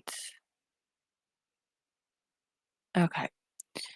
All right. So it says investigators found that the 8458 phone did connect to a cell tower that provides service to Moscow on November the 14th, 2022, but investigators do not believe that the 8458 phone was in Moscow on that date. The 8458 phone has not connected to any towers that provide service to Moscow since that date. So somebody was asking the other day about whenever him and his dad left Pullman. They was wondering if they went through Moscow. Hey, Chi-Chi. On their way back to Pennsylvania. Apparently they didn't, because they're saying that that phone didn't connect to any of the towers in that area after that. All right, so it says, based on my training, experience, and the facts of the investigation thus far, I believe that Kohberger, the user of the 8458 phone, was likely the driver of the white Elantra that is observed departing Pullman, Washington, and that this vehicle is likely suspect vehicle 1. Additionally, the route of travel of the 8458 phone during the early morning hours of November 13th and the lack of the 8458 phone reporting to AT&T between 2:47 a.m. and 4:48 a.m. is consistent with Kohberger attempting to conceal his location during the quadruple homicide that occurred at the King Road residence.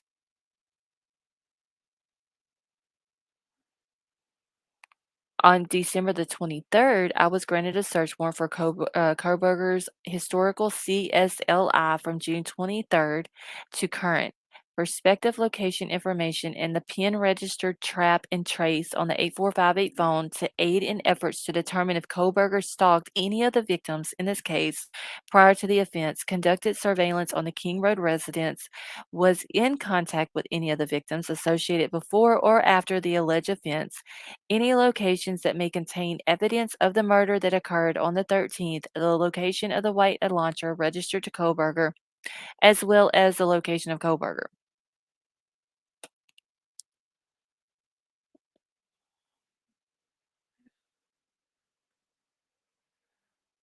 Okay.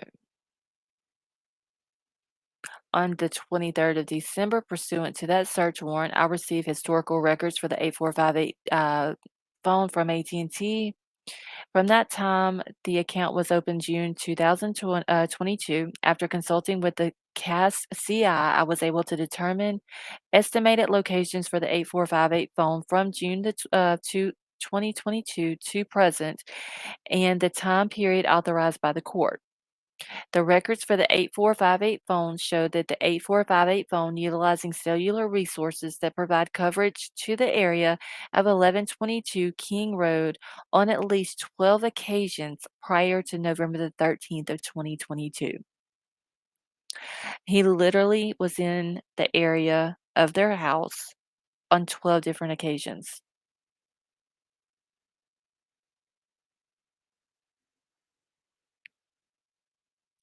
All of these occasions, except for one, occurred in the late evening and early morning hours of their respective days. Of these occasions, on August the 21st, 2022, which is the day that he got the seatbelt ticket, the 8458 phone utilized cellular resources provided coverage to the King Road residence from approximately 10:34 p.m. to 11:35 p.m. At approximately 11:37 p.m., Kohberger was stopped by Latah County Sheriff Deputy Corporal Duke, as mentioned above. The 8458 phone was utilizing cellular resources consistent with the location of the traffic stop during this time, which was Farm Road and Pullman Highway. He literally left the area and 2 minutes later got pulled over and got a ticket.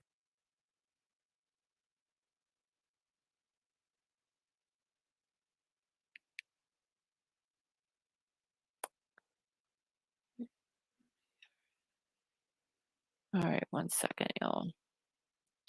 Further analysis of the cellular data provided showed that the 8458 phone utilized cellular resources on the 13th of November, consistent with the phone traveling from Pullman, Washington to Lewiston, Idaho via US Highway 195.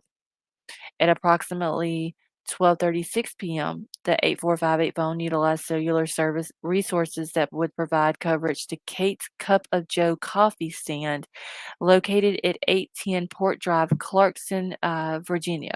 I'm sorry, Washington.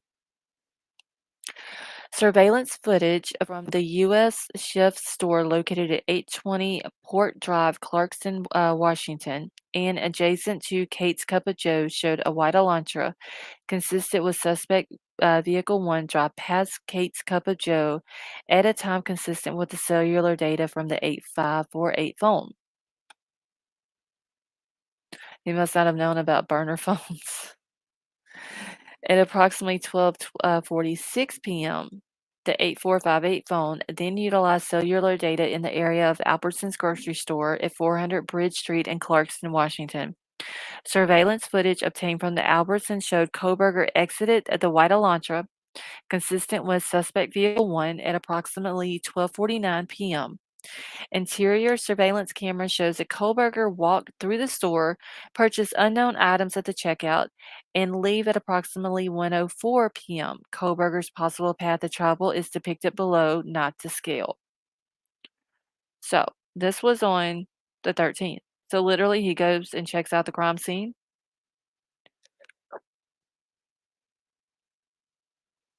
and then he goes to the Albertsons grocery store. Literally, like, he's not bothered by what just happened earlier in the night or earlier in the morning. he's not worried that, there's 4 kids that he just murdered earlier. He just goes on about his day. Alright, so this is another map, and like I said, it's very hard to tell what is what.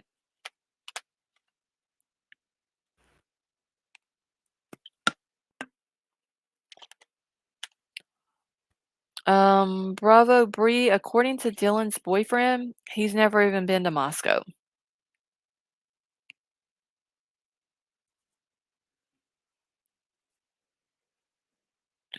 Oh, Brandon, he probably was shocked that there was no police there. Okay, so we're just about on the last page, y'all. Oh no, we are on the last page. All right, so additional analysis of records for the 8458 phone indicated that between approximately 5:32 p.m. and 5:36 p.m., the phone utilized cellular resources that provide coverage to Johnson, Idaho. The phone then stops reporting to the network at approximately 5:36 p.m. to 8:30 p.m. That is consistent with the 8458 number being in the area that the 8458 number our phone traveled in the hours immediately following the suspect's time the homicides occurred.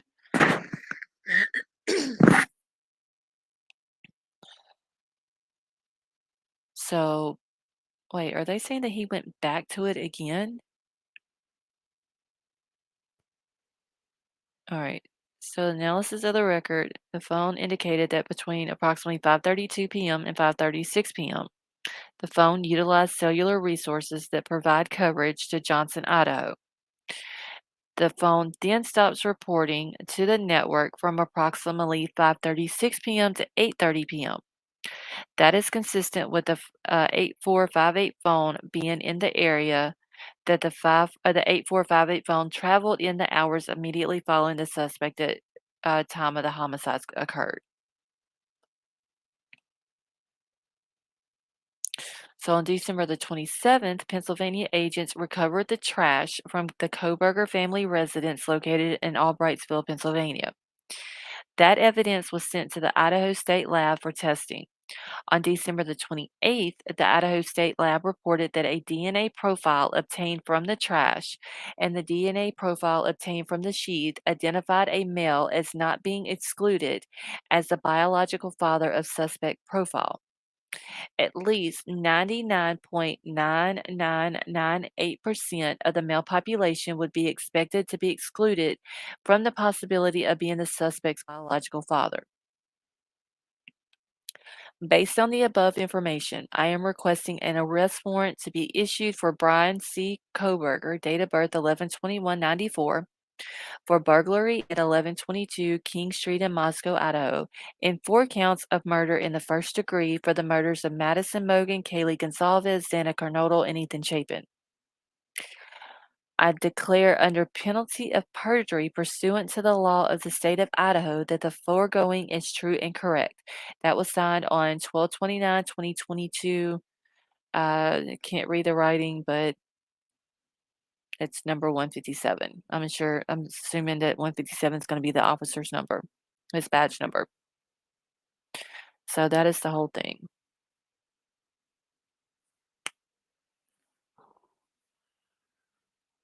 All right, so let me stop sharing this.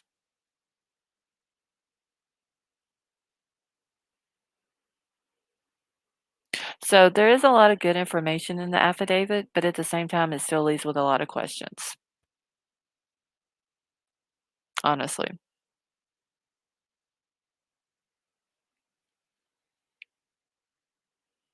Okay, let me just go back.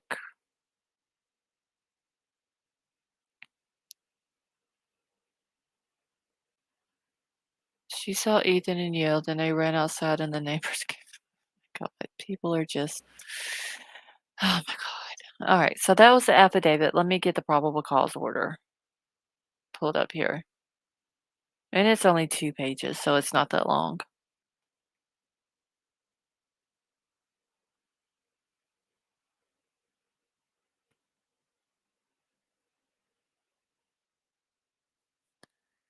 Okay. Okay, this is what was reported to the judge to get the arrest warrant, not all of the evidence that they have. Yeah.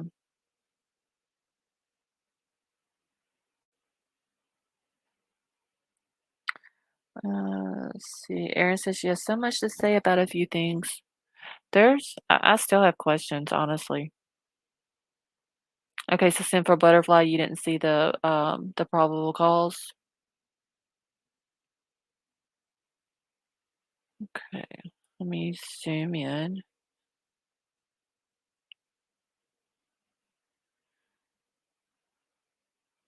Why did they need the trash in PA when they had his entire apartment in Washington? I wonder though, Lori, at the time that he was arrested in Pennsylvania, I wonder if they had the warrant for his apartment in Washington. Welcome back, Annette. Okay, this was to get the warrant and arrest people. They don't need to give everything down. All right, so this just says in the District Court of Second Judicial District of the State of Idaho in and for the County of Latah. It's the State of Idaho, which is the plaintiff versus the defendant, Bryan C. Kohberger. It's got his case number, probable cause order, Idaho Criminal Rule 4.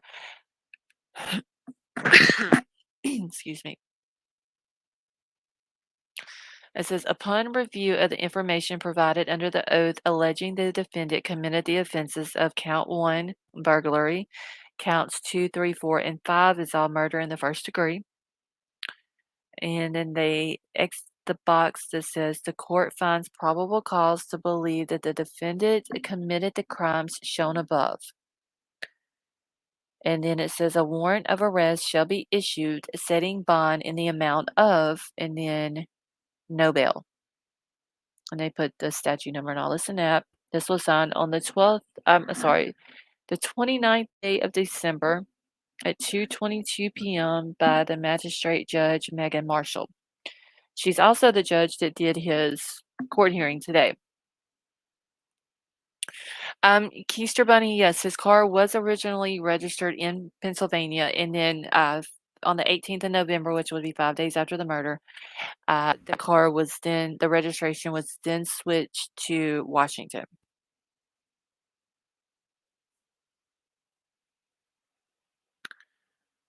All right, and then this one here is just a certificate of delivery. I certify that on this date, I serve a copy of the attached to William J. Thompson, which is the prosecuting attorney or the DA.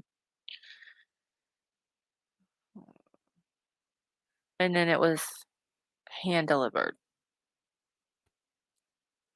So that's all of the probable cause.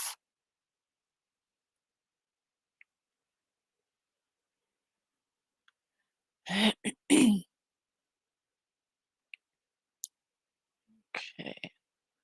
And this is going to be the arrest warrant.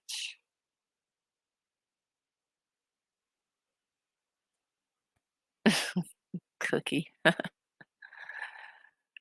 I don't know what is it with the trolls tonight, y'all. I do apologize to everyone in chat for the trolls coming in being a distraction. Okay, and this is in the District Court of the Second Judicial District of the State of Idaho in and for the County of Latah. I don't know why they got to make things like that so complicated to read at the top of all of their all their documents. Let's see. Do you think he will hire a top defense attorney? He was actually asked today in his court during his court hearing. The judge asked him if he would be representing himself, if he would be hiring an attorney, or if they wanted to see if he qualified for a public defender. And he told the judge that he already had his public defender, which is the Ann Taylor lady.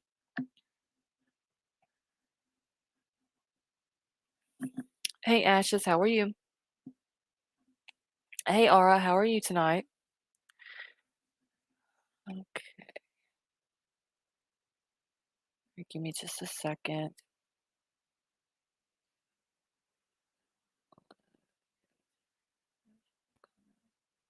Okay, can y'all please stop being rude to each other in chat. Like, jeez. Okay, the trolls don't distract me. I just wish they had a theory, not just one about an explanation. They're literally upset because I was reading the affidavit earlier. This is that I don't understand some people, y'all. I really don't.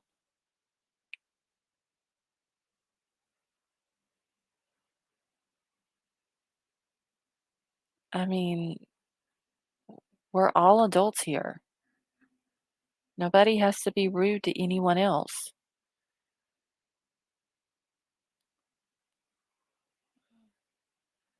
Okay, his people need to put some money on his books.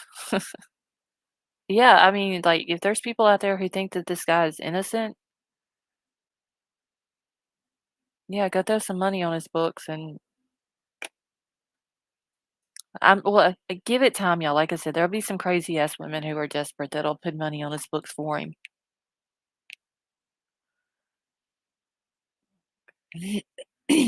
All right, so this one here is like this, the plaintiff is the state of Idaho versus the defendant Bryan C. Kohberger.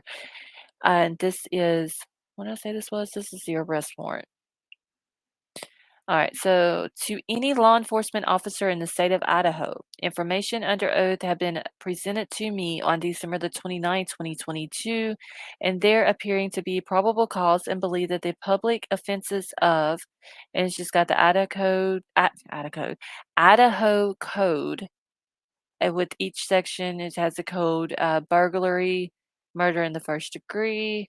Let's see. Do you think that that it was a knife holder DNA that got him? Yes, or they did say in the affidavit that they found the knife sheath laying on Maddie, the right side of Maddie, and they lifted his DNA off of the snap or the button part of it. All right, so they have on here his charges of burglary, and then there's four different murders in the first degree charges, one for each victim. And it says has been committed and accusing Bryan C. Kohberger thereof. You are ordering to arrest and bring the defendant before the court at 522 South Adams Street, Moscow County of Latah, State of Idaho, or in the case of my absent or inability to act if the defendant is arrested outside of this county, before the nearest available magistrate within the judicial district where the defendant is arrested.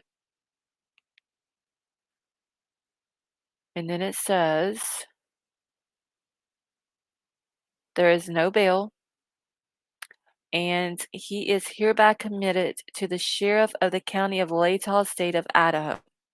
And this was also signed on December the 29th at 2:22 p.m. by the judge, Megan Marshall.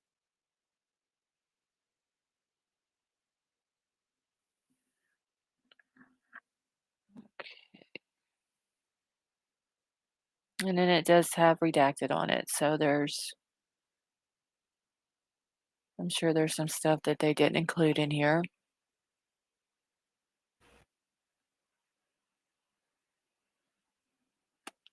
All right. Let me see what this is. Okay. Oh, thank you, Big Al, for the super chat. And he said, normally I would just donate a membership, but I would hate for it to land on a troll. Well, thank you. I appreciate that. All right. He will have a GoFundMe if he doesn't know already.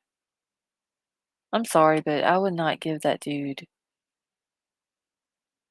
Oh, shoot. Y'all, give me a second. I'm trying to get all of this off the screen so y'all can see it. Y'all can see the stuff that I bring up.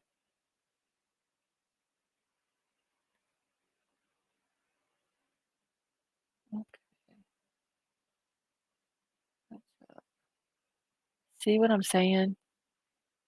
Bubbles, why you gotta be so rude? Like, this is getting ridiculous. If Bubble comes in with one more rude comment like that, block his ass, please. Hey, Mucho Taco, how are you? Okay, this is a criminal complaint.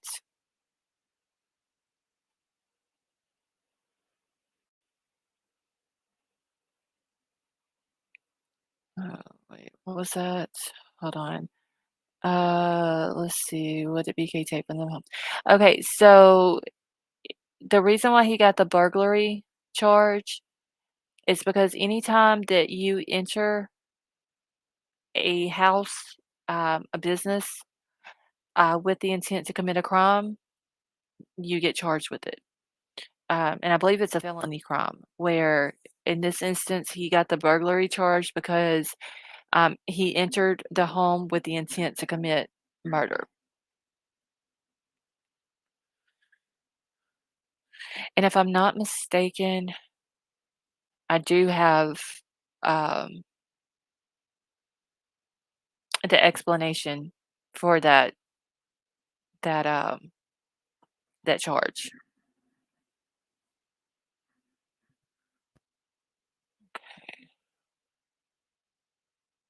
All right. So okay, so this did pull up. All right. So this is the criminal complaint. I don't know how many pages. This is only 30 pages. Says the Latah County Prosecutor's Office, William Thompson Jr., which is the prosecuting attorney for the Latah County. And it says in the District Court of the Second Judicial District in the state of Idaho, in and for the county of Latah. It's for the state of Idaho versus Bryan Kohberger, and it's got his, case numbers, criminal complaint, the undersigned. Oh, wait, I gotta zoom in because I can't see this. Okay, so the undersigned, based upon the affidavit of Brett Payne, complains and says that Brian C. Kohberger in the county of Latah, state of Idaho, on or about November 13, 2022, did then and there commit crimes against people of the state of Idaho. So he has the burglary, an Idaho code, which is felony count. He's got murder, 4 counts of murder in the first degree, and it's got all of the Idaho codes there. And it says committed as follows. And this is what was read out to him in court today. And it says count one, burglary. The defendant, Brian C. Kohberger, on or about November 13th in Latah County, state of Idaho, did unlawfully enter a residence located at 1122 King Road, Moscow, with the intent to commit the felony crime of murder. Okay, Justine, please do not come in my chat being rude to people. If you want to see dramatic, I can show you dramatic. Mods ain't got shit. Okay? So if you want to stay, stay. But if you don't come in here being rude because I will kick your ass out.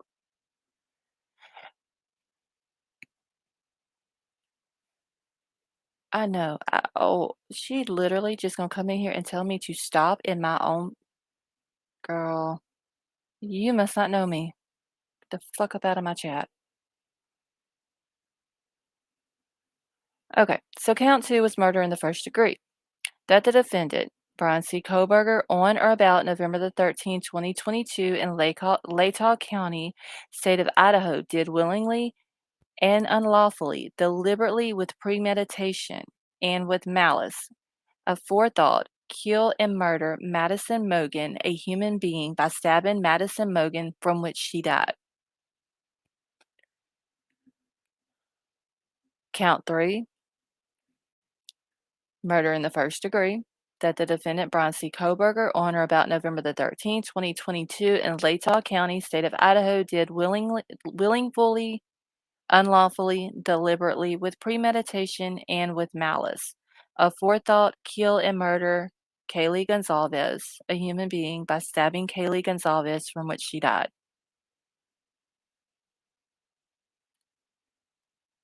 Count four is the same thing, and it says the same thing. Only difference is it has Xana's name in it. Hey, Lori P, how are you? And then count five was the same, and it's the same as the other ones. Thank you, Tree Baby. And it's for Ethan.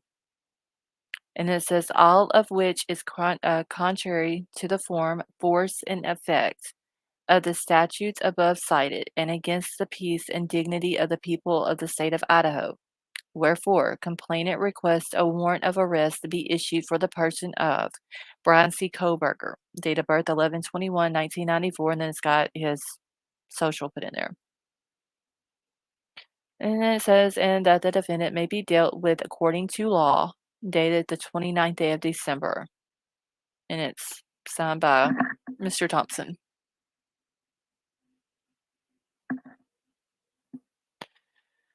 And she did explain that when she read each one of these charges off to him, she did say that count one, the burglary, is if he is found guilty, if he pleads guilty or is found guilty, then it is punishable by between 1 and 10 years in prison and a $50,000 fine. Uh, then counts two, three, four, and five, if he pleads guilty or is found guilty, that it is punishable by death or life in prison. And after each count, and I'll pull it up also where y'all can watch it because I don't know if everybody got to watch the court thing today. Did she ask him after each one, did he understand it? And he said yes. Hey, Linda, how are you? Okay. Free Spear, no, he didn't steal anything, but he got the burglary charge because he entered a residence with the intent to commit a felony. So anytime you enter a residence, a business, anything like that with the intent to commit a felony crime, you get a burglary charge. Okay, and let me get this down and let me check my email because I do believe my husband just emailed that to me. That I can pull it up real quick, and then I've got like, let's see, the non-dissemination nor order we've done seen, which is the gag order. Let's see. And then we have a notice of hearing. So yeah, DoorDash was at 4 a.m. Hey Tonka, how are you? All right, give me just a second.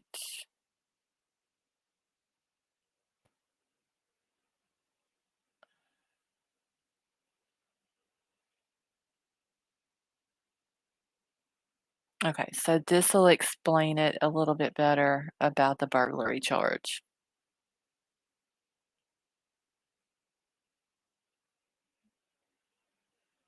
Okay.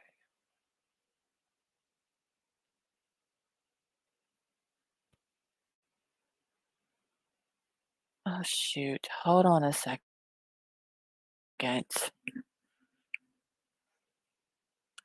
Yeah, alien dog, like he must have been there like right whenever the DoorDash dude was there. Hey Kurt, how are you?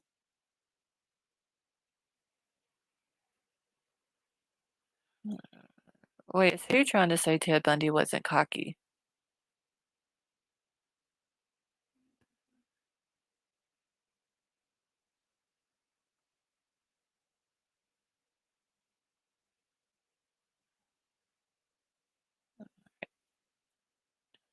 Okay, now I can exit out of this and then pull this up where y'all can see it real quick, and then I'll get through the last two things.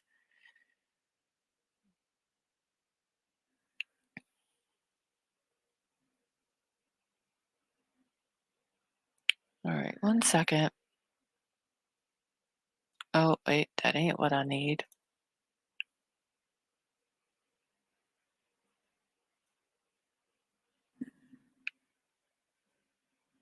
Okay. Let's see. Can you imagine being that DoorDasher to have that feeling or just missing the killer? Yeah, because I mean, what if the DoorDash guy would have came up there while it was going on? You know, it could have been like the same thing if Jack D would have showed up. Yeah, he could have been killed. All right, let me pull this up here real quick, and this will explain the charge.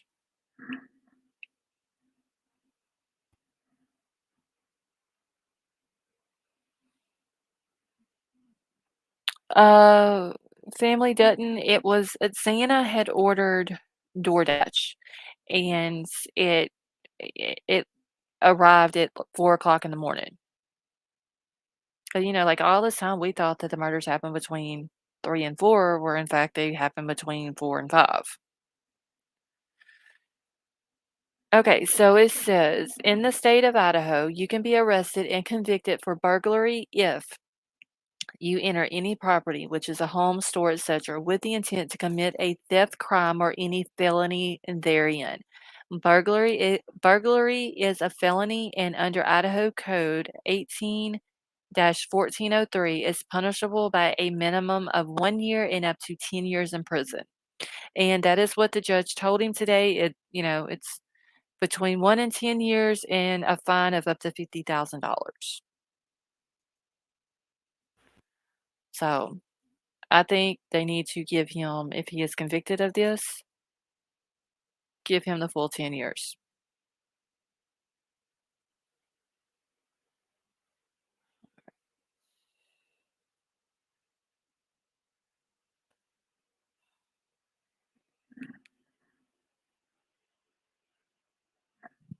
Hold on one second, y'all.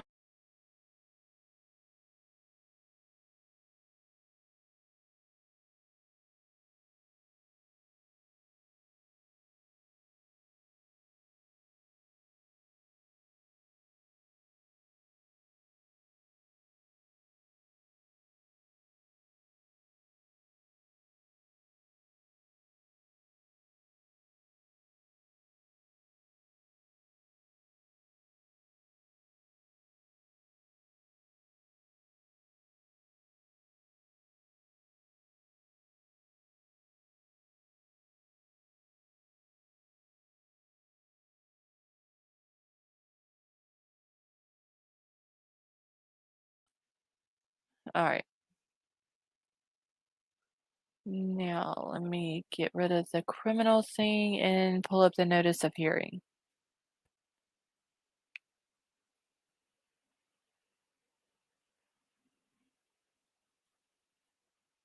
All right.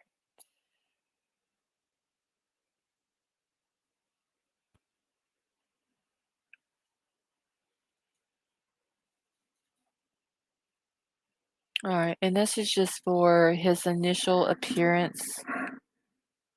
And it was for the 5th of January, which was earlier today, 9:30 a.m. So they literally put him on the docket, like, I I guess first thing this morning. And it just says, "The certificate of service. I certify that on the date I serve a copy of the attached to William Thompson," which is the prosecutor, Ann Taylor, which is his attorney, and then Bryan Kohberger. And they did say that he has, oh shit, I didn't write it down today, but I think it does say in the video and this one here is only one page. I believe it does say in the video, though, on his court appearance, the day that he is supposed to go back to court.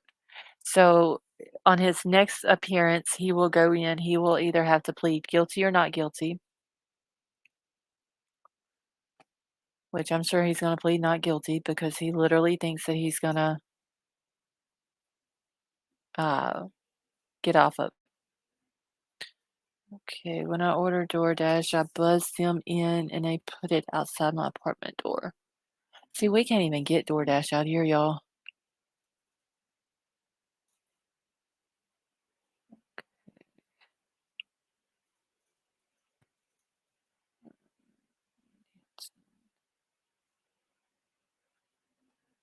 Okay, give me a second. I've got to get over to Twitter so I can grab the, I'm trying to remember who's got the court when he appeared in court today.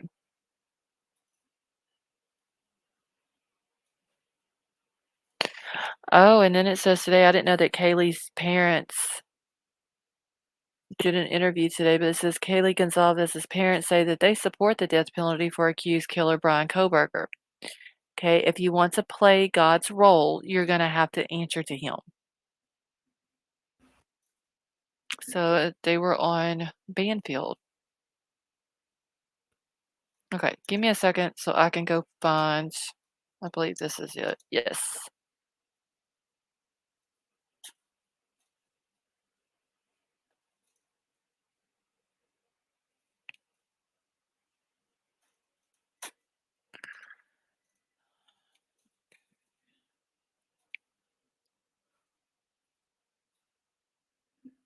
Alright, okay, let me back it up here. Mute my.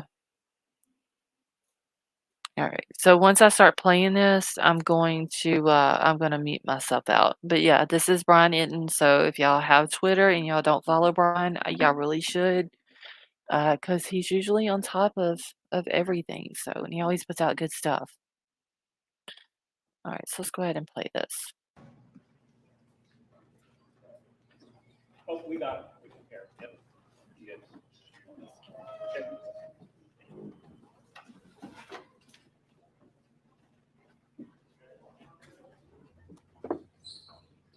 All right. Please be seated.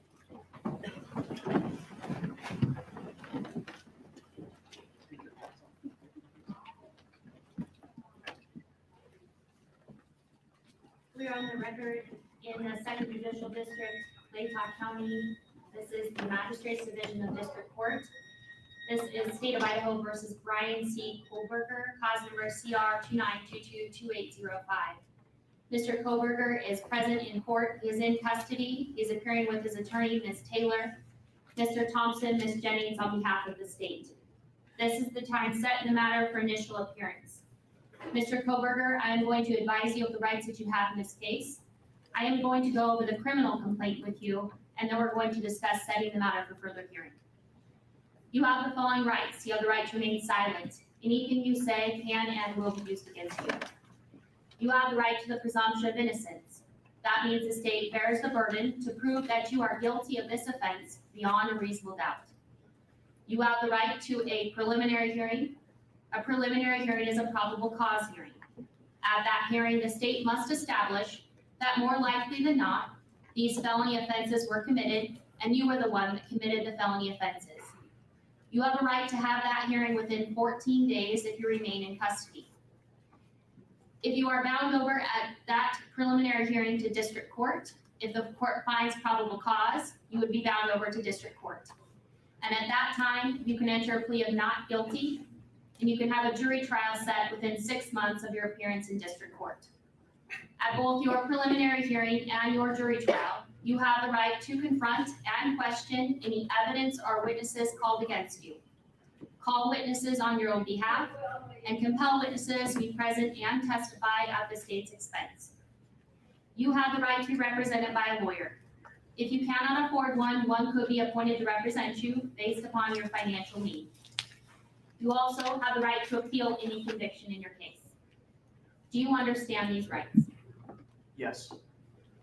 I am now going to go over the criminal complaint with you.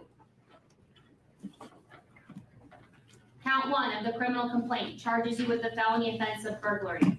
It alleges that the defendant, Bryan C. Kohberger, on or about November 13th of 2022 in Latah County, state of Idaho, did unlawfully enter a residence located at 1122 King Road, Moscow, with the intent to commit the felony crime of murder in violation of Idaho Code 18-1401 and 1403. The maximum penalty for that offense, if you plead guilty or are found guilty, is not less than 1 year in prison, no more than 10 years in prison, and or a $50,000 fine or both. Do you understand? Yes. Count 2 alleges that you committed the felony offense of murder in the first degree. It alleges that the defendant, Bryan C. Kohberger, on or about November 13th, 2022, in Latah County, state of Idaho, did willfully, unlawfully, deliberately, with premeditation, and with malice aforethought, kill and murder Madison Mogan, a human being, by stabbing Madison Mogan from which she died, in violation of Idaho Code 18-4001, 4002, 4003, and 4004. The maximum penalty for this offense, if you were to plead guilty or be found guilty, is death or imprisonment for life. Do you understand? Yes. Count 3 alleges that you committed the felony offense of murder in the first degree. It alleges that the defendant, Bryan C. Kohberger, on or about November 13th of 2022 in Latah County, state of Idaho, did willfully, unlawfully, deliberately, with premeditation, and with malice aforethought, kill and murder Kaylee Gonsalves, a human being, by stabbing Kaylee Gonsalves from which she died, in violation of Idaho Code 18-4001, 4002, 4003, 4004.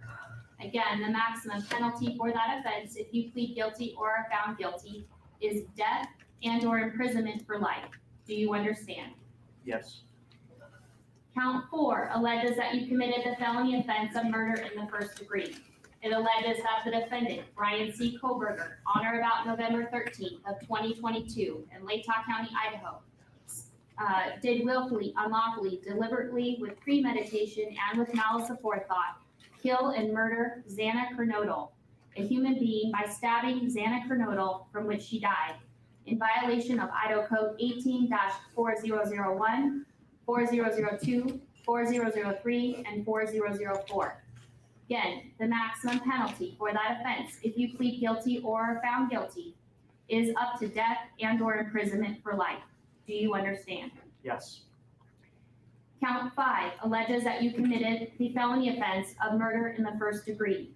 It alleges that the defendant, Bryan C. Kohberger, on or about November 13th of 2022 in Latah County, state of Idaho, did willfully, unlawfully, deliberately, with premeditation, and with malice aforethought, kill and murder Ethan Chapin, a human being, by stabbing Ethan Chapin from which he died, in violation of Idaho Codes 18-4001, 4002, 4003, and 4004. And again, the maximum penalty for this offense, if you plead guilty or are found guilty, is up to death and imprisonment for life. Do you understand? Yes. And Mr. Kohberger, would you like to represent yourself, hire a lawyer, or see if you qualify for court-appointed counsel? I have court-appointed counsel.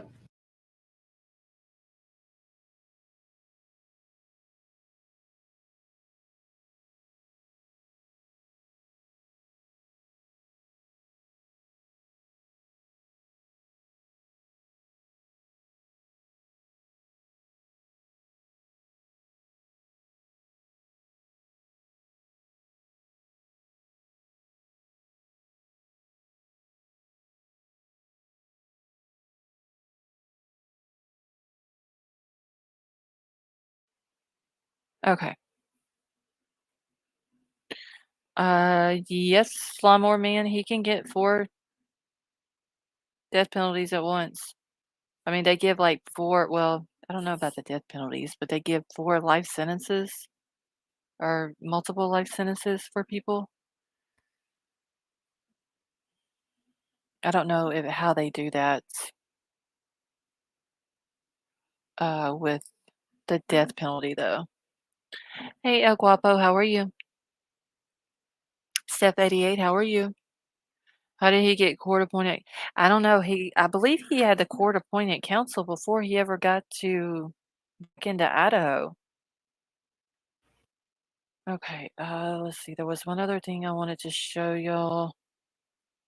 Let me go to my email real quick.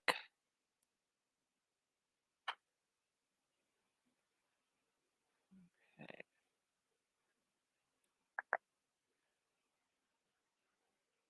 Yeah, this is one trial I'd like to actually physically be in court for. One day I want to visit Moscow and pay my respects to the 4 angels. It would be nice, Kim, to be able to sit in the courtroom and support the families on this. All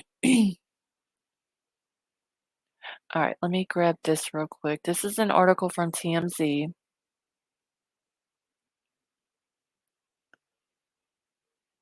and it's about, his sister. Remember we were talking the other night about his sister, having that movie or whatever out? I never did go watch the trailer of the movie, though. I wrote the name of it down, but I never went back and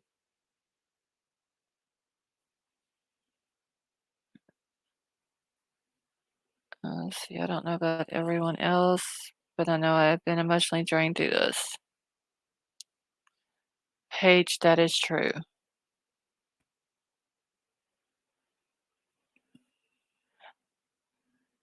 Okay, give me a second, y'all, because my computer is froze up.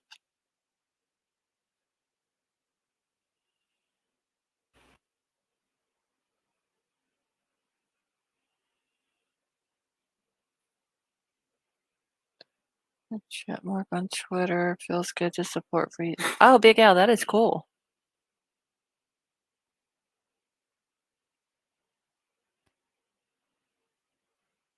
Okay.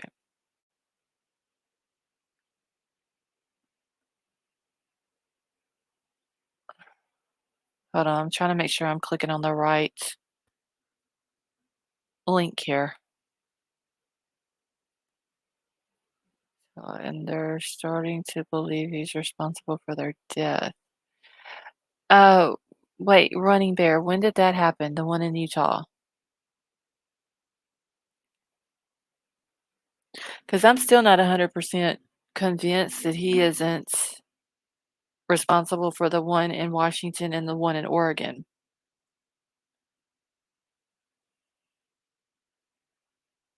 Blues, my email is pinned at the top of the chat if you need to send anything to me.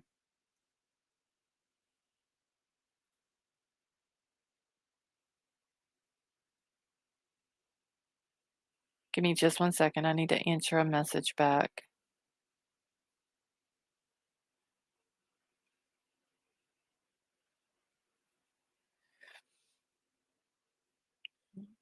Okay.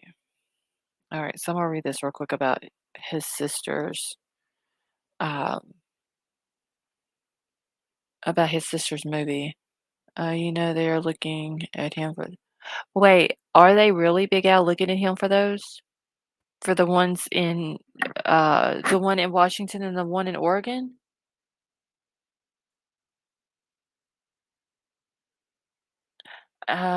Shane, I believe at the time of the Oregon and Washington murders, he was living in Pennsylvania. But how do we know that he didn't go out to Washington or Idaho or Oregon at the time that those happened?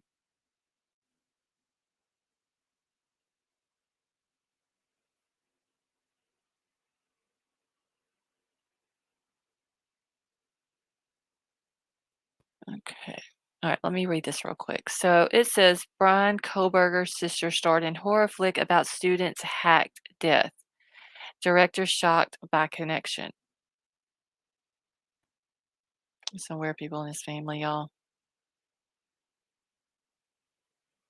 All right, so it was updated at 8:38 a.m. Pacific time. It says Kevin Boone, the director of the horror movie starring the sister of accused Idaho murderer Bryan Kohberger, says that she never mentioned her brother during filming and that he was super surprised to find out that the two were related.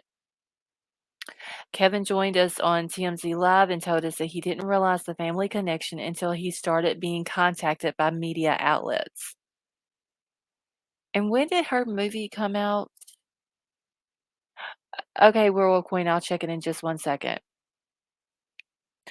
Yeah, Tree Baby, we were talking about her movie the other night in here, and someone had given me the name of it, and I was gonna go watch the trailer, and I was actually gonna pull it up, but it's got music in it in the background, so I didn't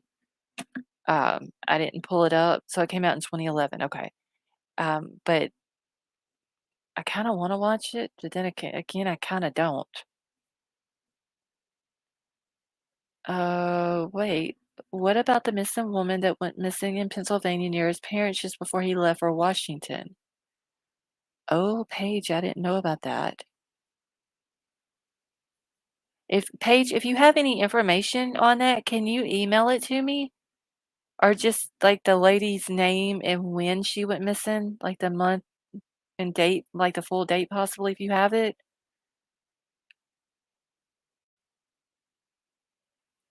All right. So it says that the director says that the only thing he knew about Brian's sister's personal life was that Amanda was from Pennsylvania, which is where Brian was arrested. Kevin tells us that Brian's sister was a joy to work with, and Brian never came around the movie set or as far as he knows. He says that he feels really bad for the Kohberger family, especially Amanda. Bryan Kohberger is accused of committing a murder that has makings of a horror movie, a movie in which his own sister starred. Amanda Kohberger has a single movie credit, 2 days back, shot in 2011. The premise, a group of students who are viciously stabbed to death with knives and other weapons.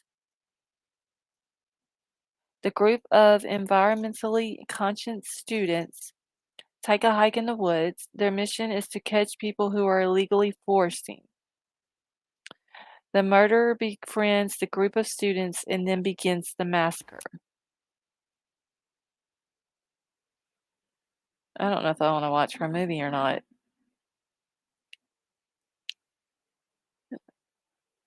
Okay, the director Kevin Boone was shocked when he learned of the connection between Amanda and her brother. He said, "You're fucking kidding me. Her brother is that guy," Boone told the New York Post. He had kind words for Amanda, saying that she was a lovely woman who was very nice and he liked her a lot. Okay, as you know, Bryan Kohberger is accused of I hate whenever they say that he butchered them. Like, he is accused of murdering 4 University of Idaho students to death while they slept in their beds. I don't know why they gotta put butchering. It's like complete disrespect.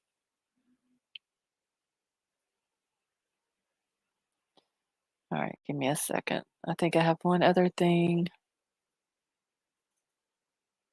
Okay, what if he hated his sister, was jealous of her, or one of his victims reminded him of his sister? I don't know. All right, let me see real quick. Let me make sure I got everything out of my email. Oh, wait, I do have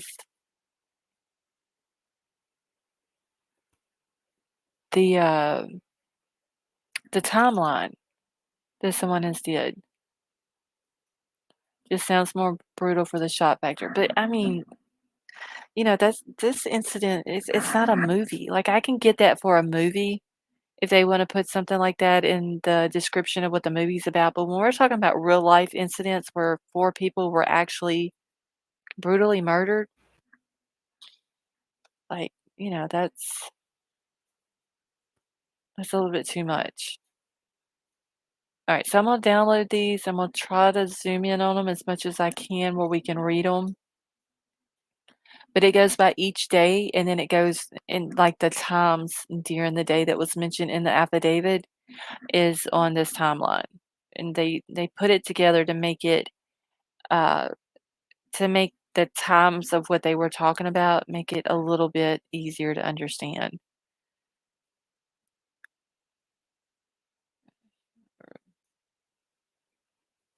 I don't understand how they were asleep and it just had DoorDash delivered. Family doesn't I know. It's like ever since the affidavit came out, it's the story is completely different.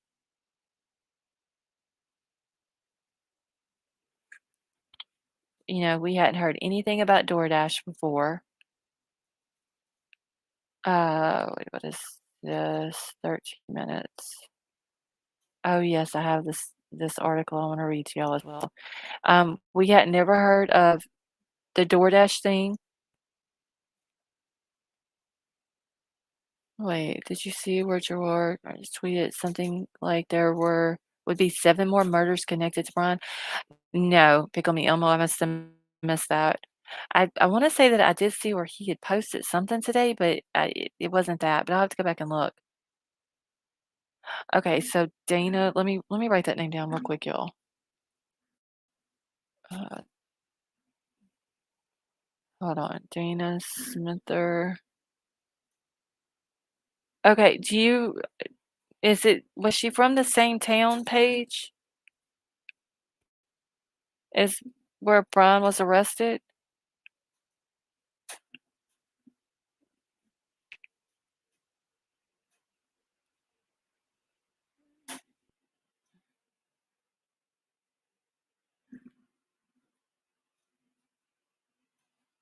Okay, give me just a second. I'm just writing a note about this lady.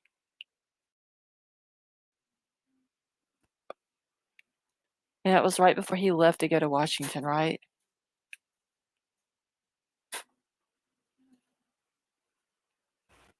Okay. I'm gonna look her up and see what her story is. Because, I mean, what if he's connected to that as well? Hold on one second, y'all.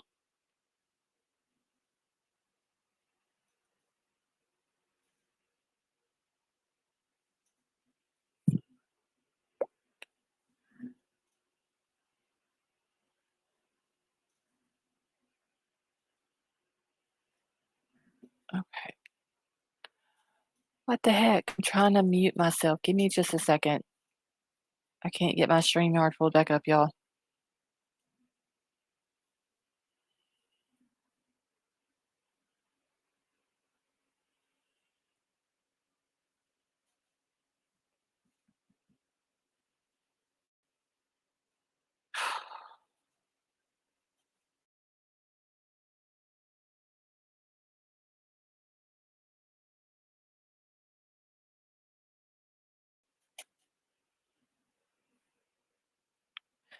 Okay.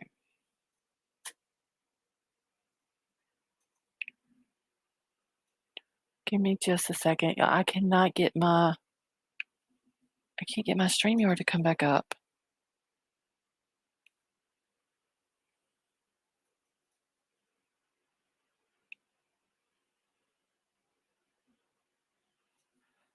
The hell? Can y'all still hear me okay? Put a one in the chat if you can.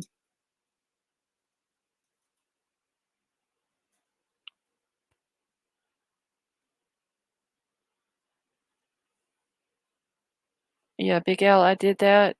Okay, y'all can still hear me. Okay. I did that. Like it's all pulled up, but I've got 3 tabs open and it's on the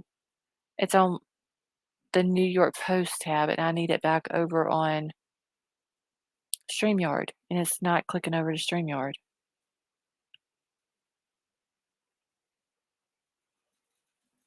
Okay.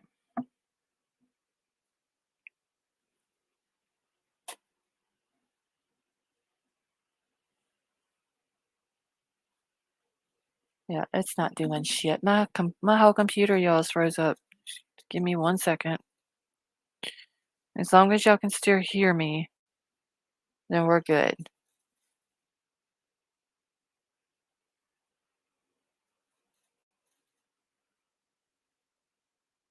Sounds like something on MLP needs to be. Okay, wait, what the hell is this? Okay, now my YouTube chat is back working.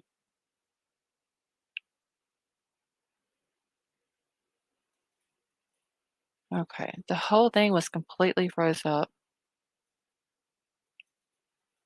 I came out and worked on my internet today. It's supposed to be super fast, is what they told us, but I don't think it's any better.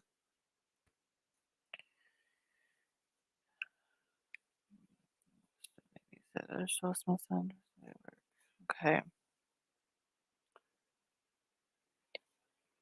Okay. Now, okay, I need to mute y'all for 1 second.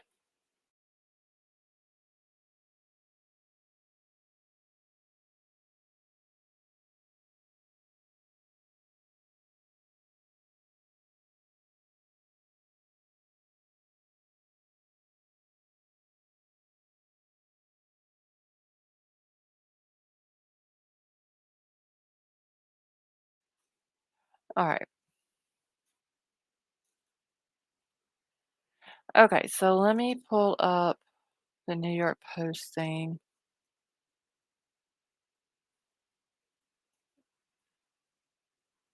For some reason, all of these articles that I pull up, they have videos within them.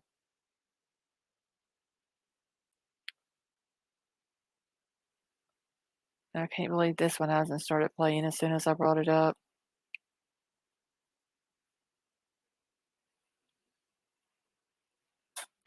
All right, so this is 13 crucial minutes, a timeline of, yes, there it goes. It started playing. Hold on. It's a timeline of how the University of Idaho murders unfolded.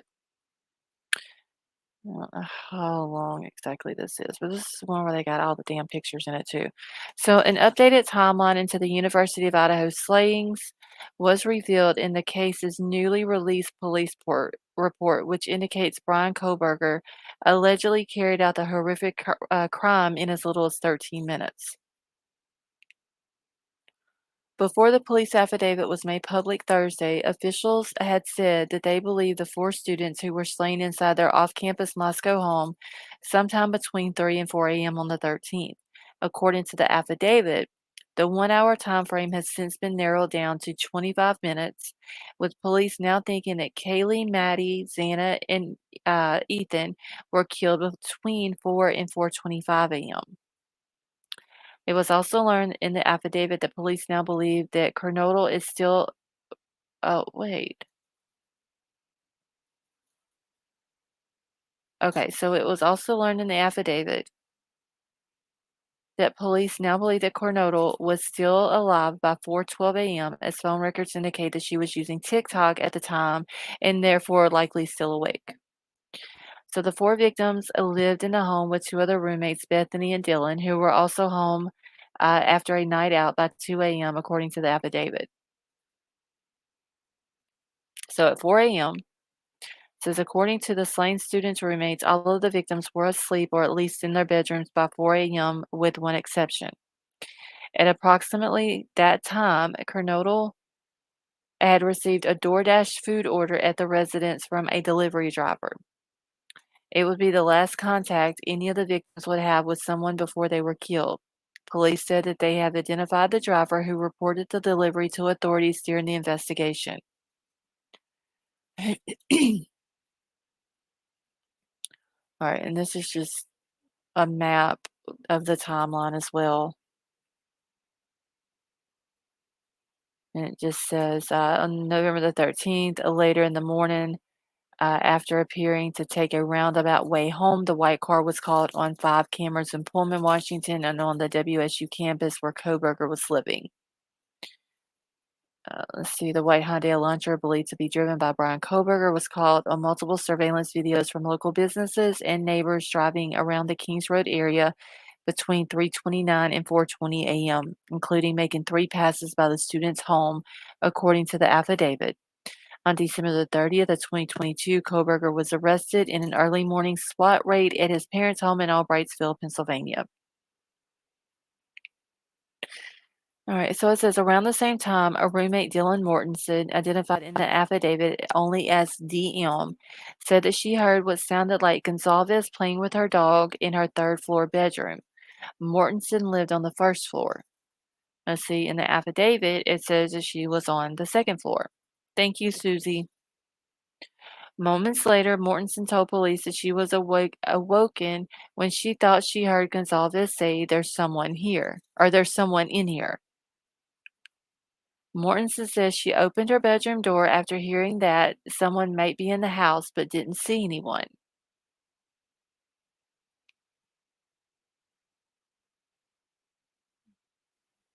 So she's saying that Kaylee said there's someone in here at around 4 a.m. So between 4 and 4:12, Mortensen opened her door, looked around a second time after she thought she heard crying from Kernodle's room. She told police she heard a male voice utter something that sounded like, "It's okay, I'm going to help you," according to the affidavit. At 4:12, police said that the voice also could have been Kernodle, as cellular records show that she was using TikTok around 4:12 a.m. and before likely awake at that and therefore likely awake at the time. This is the last precise timestamp provided from the home that night of the killings in the affidavit. At 4:17,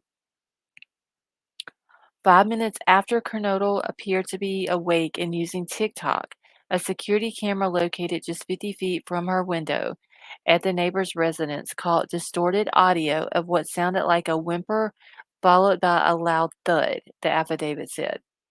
The dog in the victim's home could also be heard barking beginning at 4:17 a.m.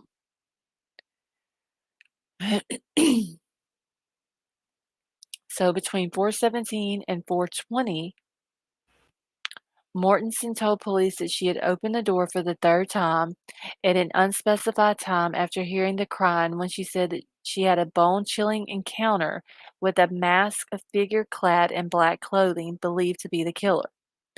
She described the figure as a man about 5'10" inches or taller and athletically built but not very muscular. She noted that his bushy eyebrows, as his nose and mouth were covered by the mask. The intruder, whom Mortensen said she did not know, walked right by her while she stood in a frozen shock phase, she told police.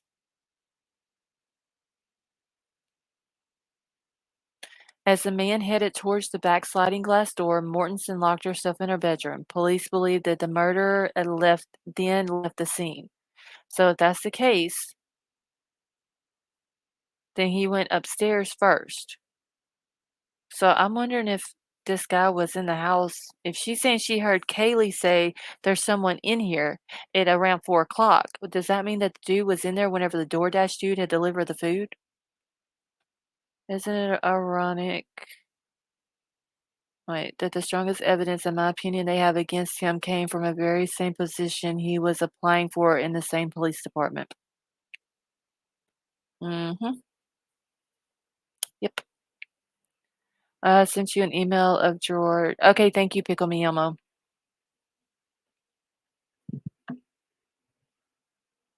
One second on the intro text.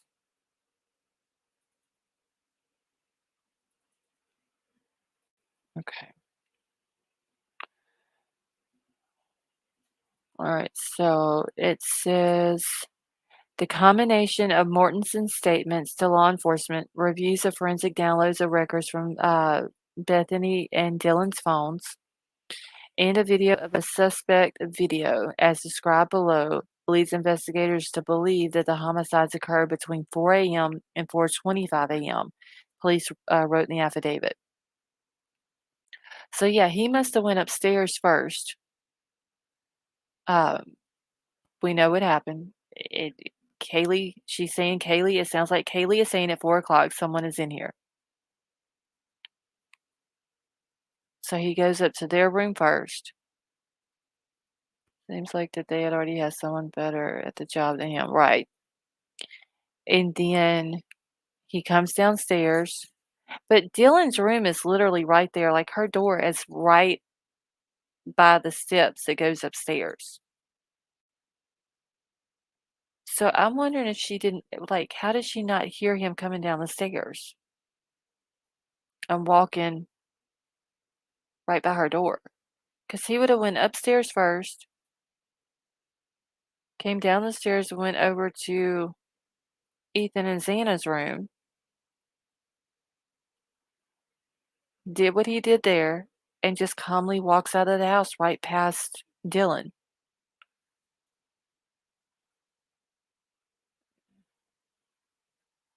But I wonder though if he like if the food was dropped off at 4 o'clock, then he had to have been in the house at 4 o'clock also. So he would have been there when the food was brought.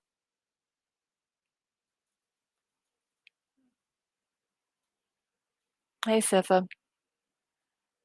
A 3D walk through the house and the steps. Yeah, it's right. Like literally, if you walk out of Dylan's bedroom door and take a left, the steps are right there. Hey, Fuzzy. So it seems like that exactly, Ray. She could hear Kaylee say someone is in here, but not hear someone coming down the steps and stepping onto the floor right in front of her room or in front of her door.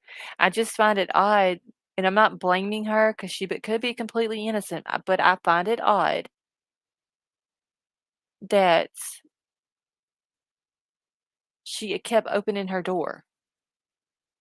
It's supposed to be a party house, and she's supposed to be used to all these different noises and all this and that, so I wonder if she did that all the time when she heard something. El Guapo, yeah, hold on one second, let me grab a link for you.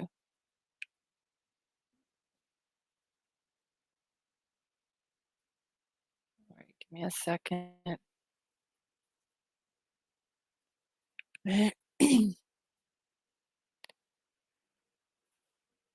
Okay. All right, so I just dropped the link for you.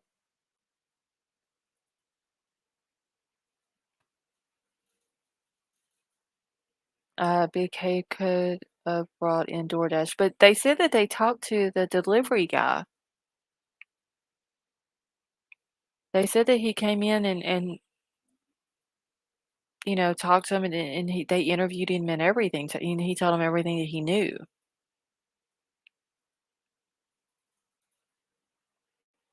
Okay, there's got to be more than a case and we don't know. Yeah.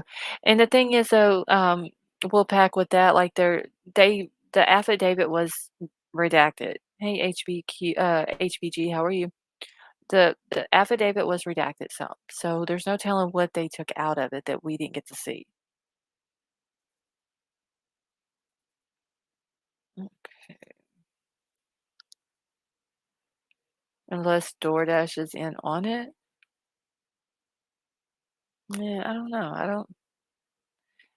I don't think the DoorDash would be on it. I find it weird though about Dylan keep opening her door. Hey Candy, how are you?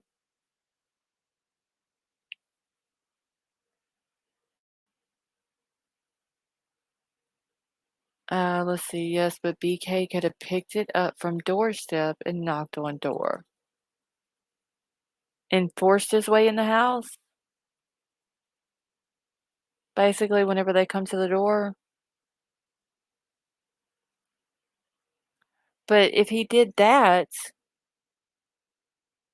then he would have went to Ethan and Xana's room first, wouldn't he? Since he would have been, because it would have been Xana that would have came to the door to get the food. Lawnmower Man, that's what it seems like to me. Like, did she know something was going on or what? Family Dutton, you talking about the one that I'm reading now?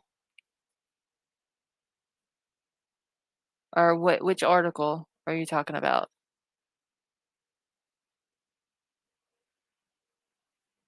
All right, y'all, I'm fixing to pull El Guapo up. Hello? Hey, can you hear me?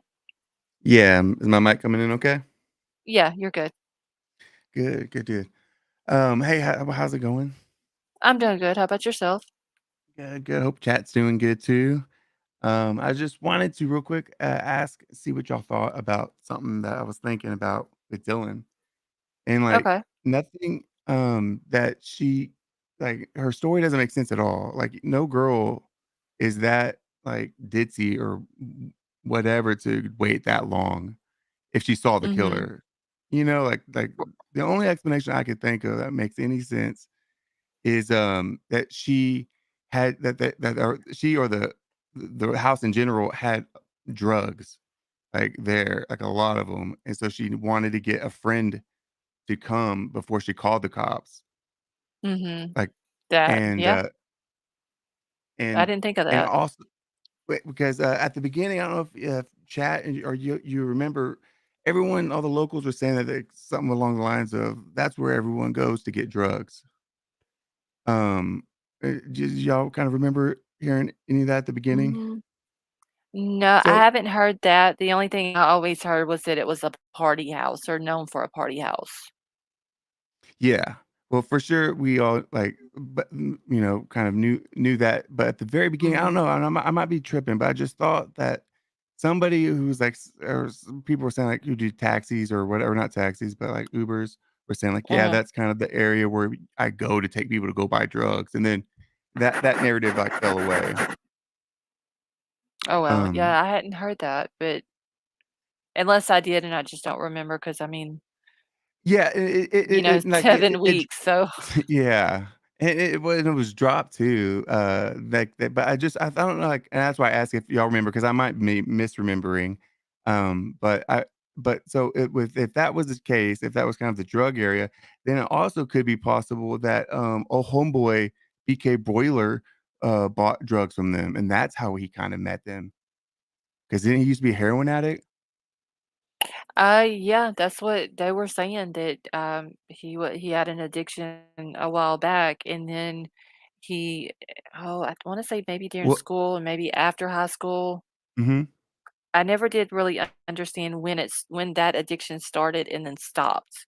Mhm. Like, I mean, I've heard heroin. I've never done heroin, but I've heard that it's a hard one to stay off of forever. And, you have Mhm. the drugs like fentanyl or like, all these, Oxycontin that are opiate based that, Right. and also, that everyone, the students were saying that, he was in a bad mood or like he was tired, always needing coffee. And then after Mhm. the event, he was all in a good mood. Maybe he maybe he took some, maybe I don't Yeah. like, it could have been something where they wanted to say, "No, you're weird, like, don't come around here anymore, go somewhere else," and he was Mhm. jonesing. I mean, I don't know.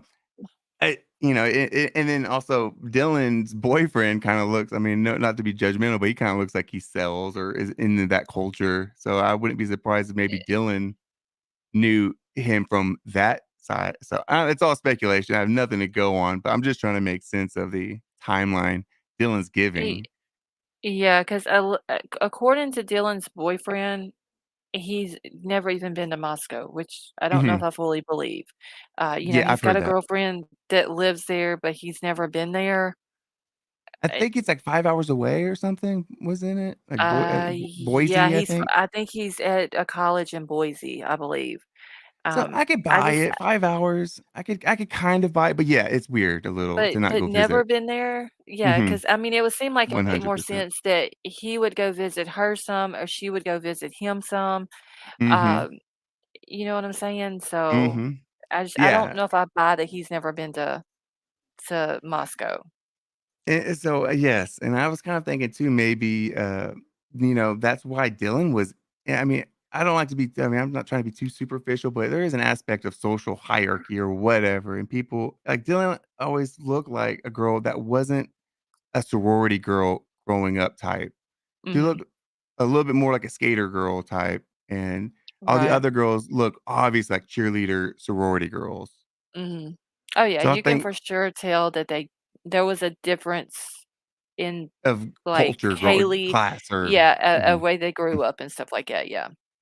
And, and Dylan wasn't in a sorority either, was she? Or was she? I think she was. Was she? Okay. I 'Cause, sh I was gonna say I'd she. have to go back and look at my Yeah. notes, but I believe that her and Bethany Okay. were in one. Okay, well, then that would kind of make more sense of her being a roommate, because if she wasn't, then I would say, well, then why would she be living there other than being a plug? But that might not be the Mhm. case, because if she was a sorority girl, then that's a different scenario altogether. Yeah, because But wasn't, okay, so the night before the murders happened, mhm, wasn't there something that Dylan went to, some kind of formal or something like that, and with Kaylee Kaylee. went with her as her plus one or something like that? Yes, yes. So that she probably is in a sorority then, I or think that's Dylan. how it went. Yes, you're right. Yeah, I I think remember that's that. what it was, and because she didn't have anybody to go with her, Kaylee went with her as her plus one.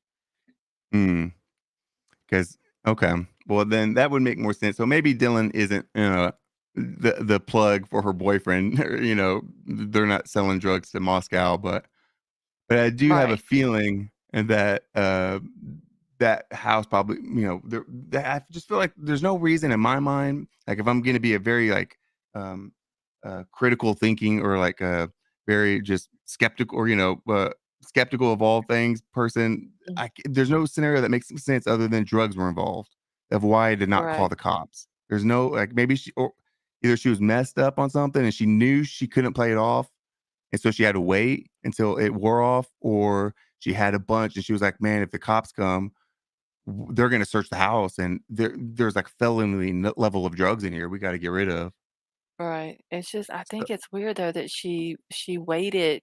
Like she was so scared of this guy hmm when she saw him that she became frozen. And then but that's what she he says. walked right. But then she Yes. doesn't call the police because there's Yeah.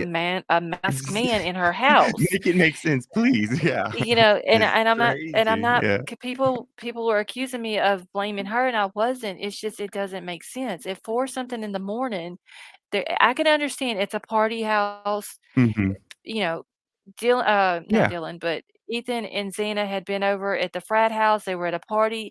Yeah, any other night, if there's a dude that might have been in their house that they didn't know who was walking around Mhm. at 4 something in the morning without a mask on, I could understand she woulda just yeah, Mm. he walked on by, went out the door, whatever, that's normal. Mhm. But a masked man at 4 something in the morning Mhm. that scares you so bad that you're literally frozen where you're Mhm. standing, and then you're so scared that you go back in your room and you lock your door. I think that that should call for you call the Yeah. police, Yeah, I you mean, know? I think everybody in chat and anybody would agree. It just doesn't make sense. So that's like why I'm wondering. Like, you look at all those webcam or those body cams of the girls when the cops came to the house. There was like an established culture with those girls to like just not work with the cops. Like to not Right. cooperate. It's Oh, kind yeah, of just they didn't care. and that's fine. I mean, it's whatever. I mean, everyone's different, but but that's kind of was their modus operandi was to kind of just not really be forthcoming with the cops. And Mhm. so, you know, um, that kind of just makes me wonder if they had been, definitely doing drugs, but I wonder if they were selling, you know? Uh, I mean, she could have been because I honestly, I don't and this is even all know speculation I'm doing here. right, right, yeah, I mean, Mm, did it has anybody heard of any place that Dylan worked at? mm-mm, I haven't. I know that, they said that Sorry. Kaylee, Madison, and Xana all work because Maddie and Xana worked at Mad Greek, and then Hmm. I forgot where they said that Kaylee had worked while she was there, but I never heard anything Yeah, about Dylan or Bethany, either one, working anywhere, and but they were they a had to little have younger money. too. Hmm.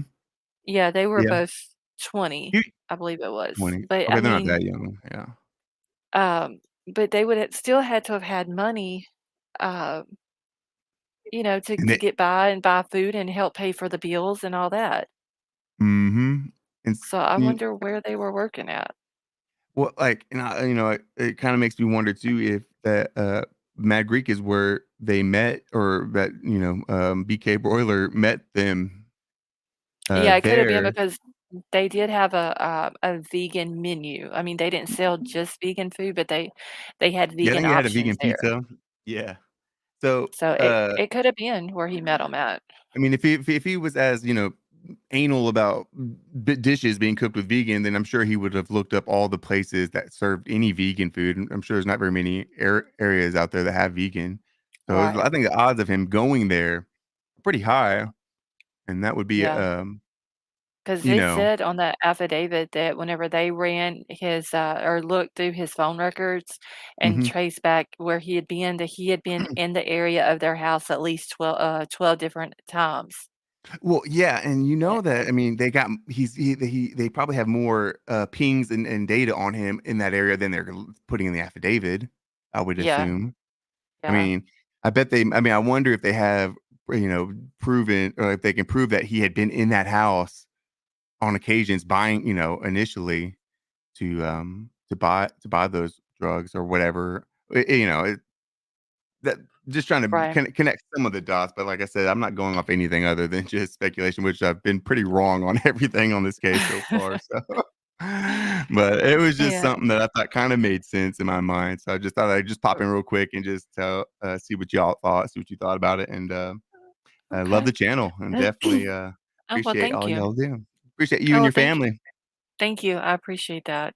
Uh-huh. Thank you for your support and, coming up and, wait, what is Absolutely. this? Page it on Venmo. Oh, wait, Paige, you're talking about Dylan's dad's Venmo? Is that what you're talking about? I thought she was talking about Douche Pickle's Venmo. Cool, cool. Well, I'll let you get back to it. I don't want to take up too much of y'all's time, but again, like I said, I love the channel. Keep up the good work. Okay, well, thank you, and thanks for coming up and sharing that with us. All right, all right. I'll hop back in chat, Okay. but y'all take it easy. All right, you too. All right, let me look up Dylan's dad's Venmo. I thought she was talking about Brian's Venmo. Give me one second. Okay, and for some reason, I always have to go to Xana's name because it doesn't want to bring up Dylan, Kaylee, or any of them's. But I can go to Xana's, and then we can find Dylan. Wait, no, that's not Dylan. Hold on.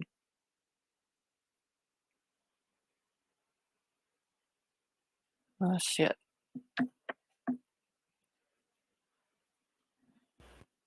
Okay.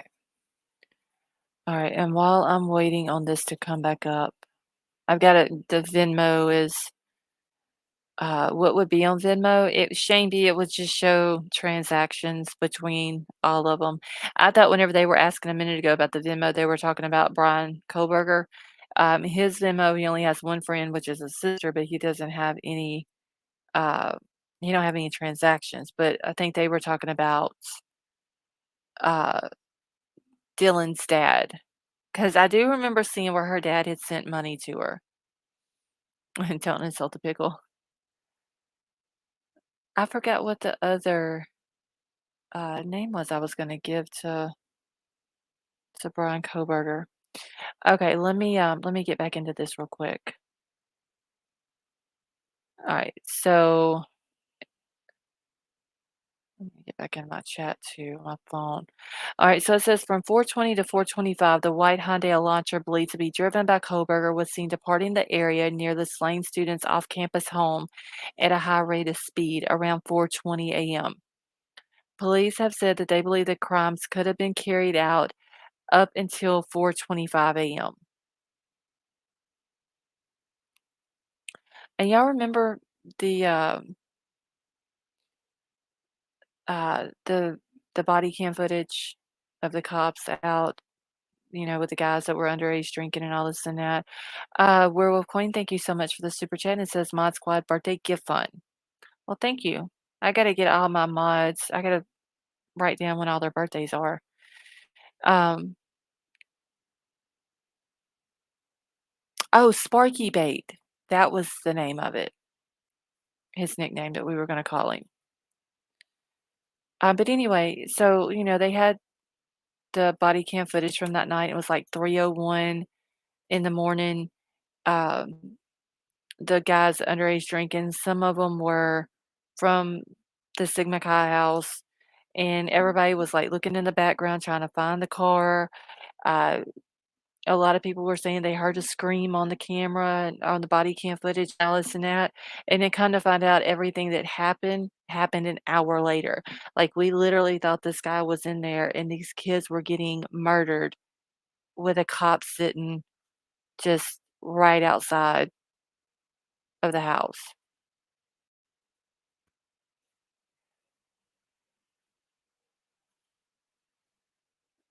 All right, thank you, White Widow baby. All right, let me get back over to this. Wait, why is this not playing? All right. So 5:25 a.m., according after appearing to take a roundabout way home, the white car was caught on 5 cameras in Pullman, Washington, and on the WSU campus where Kohberger was living. WSU police later identified the white Hyundai Elantra belonging to Kohberger with a Pennsylvania license plate. Kohberger was living in a student housing facility just 3/4 of a mile away from where the vehicle was last spotted on camera around 5:27 a.m. All right, so he's a 28-year-old criminology doctorate student, was arrested in the early morning SWAT raid at his parents' home in Albrightsville, Pennsylvania on Friday. The white Hyundai Elantra, matching one spotted by police on surveillance video, was seized at the home. He was extradited to Idaho on Wednesday, made his first court appearance in Latah County Court on Thursday, where he was formally charged with 4 counts of murder and 1 count of burglary. And legal experts have said that Kohberger could potentially face the death penalty if convicted, and he is being housed in the Latah County Jail. So that gives a little bit better understanding of the timeline from the affidavit, because I know the affidavit is like hard to keep up with sometimes. That's why I was going to go through and try to write everything down. Okay, let me see what this is. All right, I got to get off the New York Post because that is what's screwing up my thing. Give me just a second. Was it a drug deal gone bad?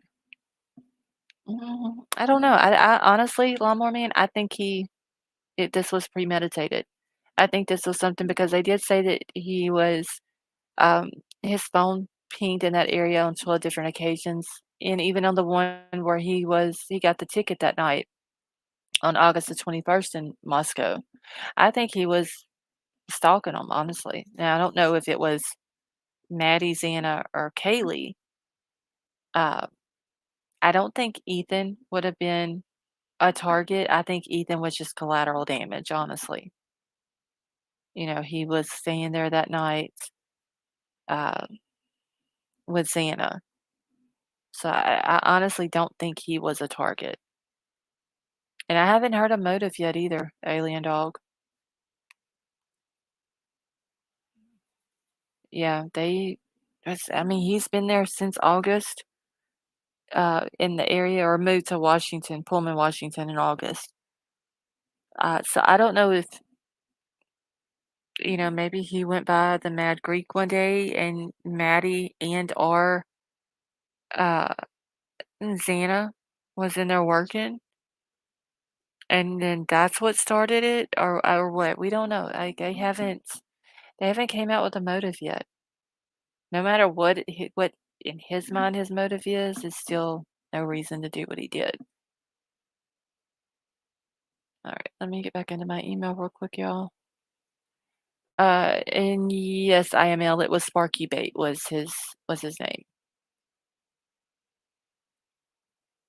Okay, what is this? Ashley Banfield an hour ago. Okay.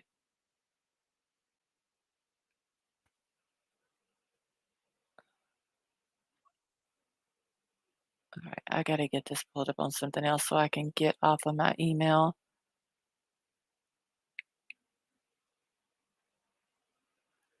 Wait. His phone pinged at their house in June? Wait, I thought they just said that he got his phone, that the phone number that he had given him, he had had since June.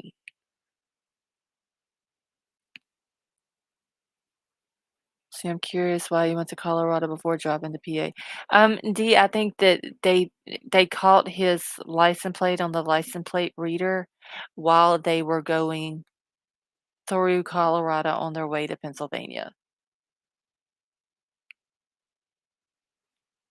Can't decide if it's an obsessive stalker or something happening. I'm pure anger. I don't know, Jay. This case is crazy. He probably took the roundabout way home so that if anyone saw him leaving the scene, he wouldn't lead them back to Pullman. That could be true. All right, so I'm going to pull this up, and it says, did Idaho police overlook evidence of a sex crime? And it's by Banfield. It came out an hour ago.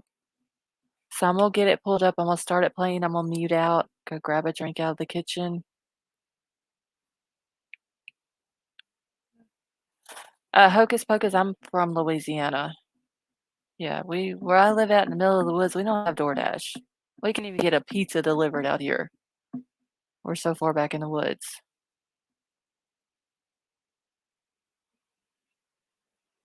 All right. From a cell phone data trail to the multiple sightings of a white Hyundai Elantra to the sheath of a still missing knife that's believed to be the murder weapon. If Bryan Kohberger is in fact the killer, he seems to have given police pretty much a roadmap right to his front door. And this is a man who was working towards a PhD in criminology. Again, if he's guilty, what happened? Was he blinded by passion or frightened out of his wits, or did he want to get caught? I'm joined now by someone who has tackled these questions before in actually thousands of other cases, from Lacey Peterson to J.C. Dugard. But Paul Holes is most famous as the former cold case investigator who helped take down the Golden State Killer after decades on the loose. He is the author of the memoir Unmasked. Paul, I thought of you right away. We expected so little evidence in this affidavit, and it was a cascade of, frankly, mystery upon mystery, and yet we do have what we have. And what we have is that there was a bolo, a be on the lookout for a white Elantra on November 25th. And I think it was the 29th that they knew that he had one, and they had his license with a description of him. They had so much so early. They had DNA on the snap of the knife sheath that day. I don't understand how it takes so long. I don't know your business, investigators, but help me. Well, you have to understand that the affidavit is really a retrospective. And so the detective who's writing it is writing chronological order on when information came in.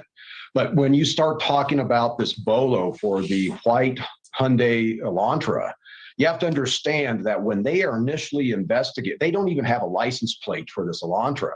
So when they are now gathering data, going to the state's DMV and reaching out to other law enforcement agencies and their databases, they're getting thousands of bits of information of different registered owners of white Hyundai Elantras. Now, maybe Bryan Kohberger's name was in that list, but they didn't know that he was the killer at that point in time. At the same time, you have this parallel process going on with the lab processing evidence, and it takes time. Now, they shockingly had this knife sheath that was left behind that ultimately had Kohberger's DNA on it, which is just, for me, it's just crazy that they had such great evidence. But it takes time to go through to process not only the DNA from this sheath, but they have mountains of other evidence in the case that the lab is probably working in batches. So it probably took some time, 7 days, 10 days before they get their initial DNA results back. So they are juggling multiple things that take time, and ultimately the stars aligned. The DNA added up. They had a suspect who had a white Hyundai Elantra, and then as they dug further, circumstantial evidence really cemented the case. So that it's fascinating. I'm looking at this timeline, and I picked it all apart and made crazy notes looking through the affidavit. But November 29th, a Washington State University police officer gets an Elantra and takes it right to Kohberger's apartment. He sees that there's this Elantra. The bolo's been out for 5 days, or 4 days, and he sees this one at Kohberger's apartment. So he can read the plate, and he says it's a Pennsylvania plate. If you were to look at that plate, you got a stop on August 21st where there is body cam video with a guy with bushy eyebrows. And we know from day one that Dylan Mortensen said the guy in my house that night had bushy eyebrows. Then you get a second body cam, and that's on October 14th. And that one was also, this one was also Washington State University officers, and there is body cam, presumably to show bushy eyebrows. So you have 2 videos there, plus a license, a driver's license that gives a description exactly of the person that Dylan Mortensen described to the police. But then it looks like they didn't ask for the phone records, the historical phone records of this suspect, because he'd given his phone number during one of those traffic stops, right? He gave them his phone number during the August 21st. They didn't start looking for historics on that until December 23rd. That to me is a bit of a surprise. Well, and again, I think this is where, the confusion comes in as you have this Washington State University cop who sees this white Hyundai Elantra. But this is one of many tips that law enforcement is fielding at the time. So until they have something that causes them to focus on Kohberger, they're having to try to sort through all of these tips. Just because you have footage showing that you have a male that has bushy eyebrows, that isn't going to be sufficient to cause law enforcement to disregard all the other tips. This is where I believe that there's a likelihood that they had other more advanced DNA technology that was utilized that helped them focus in on Kohberger. And then once they focus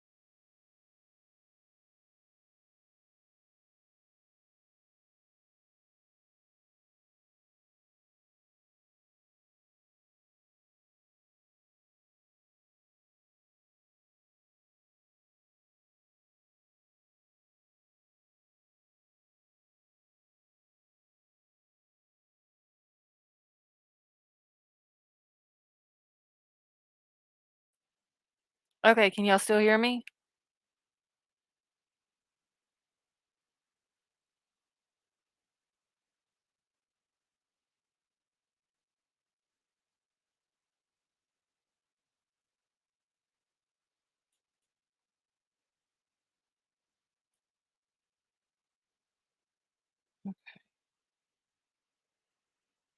All right, y'all can hear me good. Okay.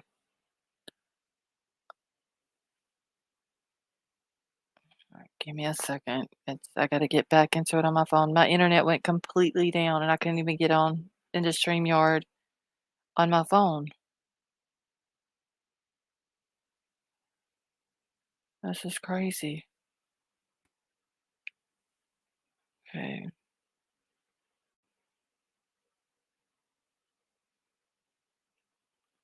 It is 2:05 where I'm at. So I don't know if they're doing some kind of work on it or what, but this is ridiculous. I can't be doing this. All right. Hey, Stone Gator, how are you? See, Penny Robinson, how are you doing? And y'all, I've probably not said hi to everyone. A Murder of Crows, how are you? Patriot77, how are you tonight? So if I have not said hi to anyone, I do apologize, but thank you all for coming and joining us.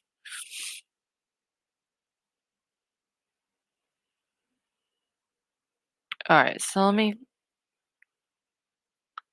I don't know how much of that. Where did it stop showing the video at? Mine goes out every Sunday night, Monday morning for a couple of hours. They're probably doing maintenance on it. They came out and like changed my router out and added a new box to the one that they gave us and all that. So I don't know what's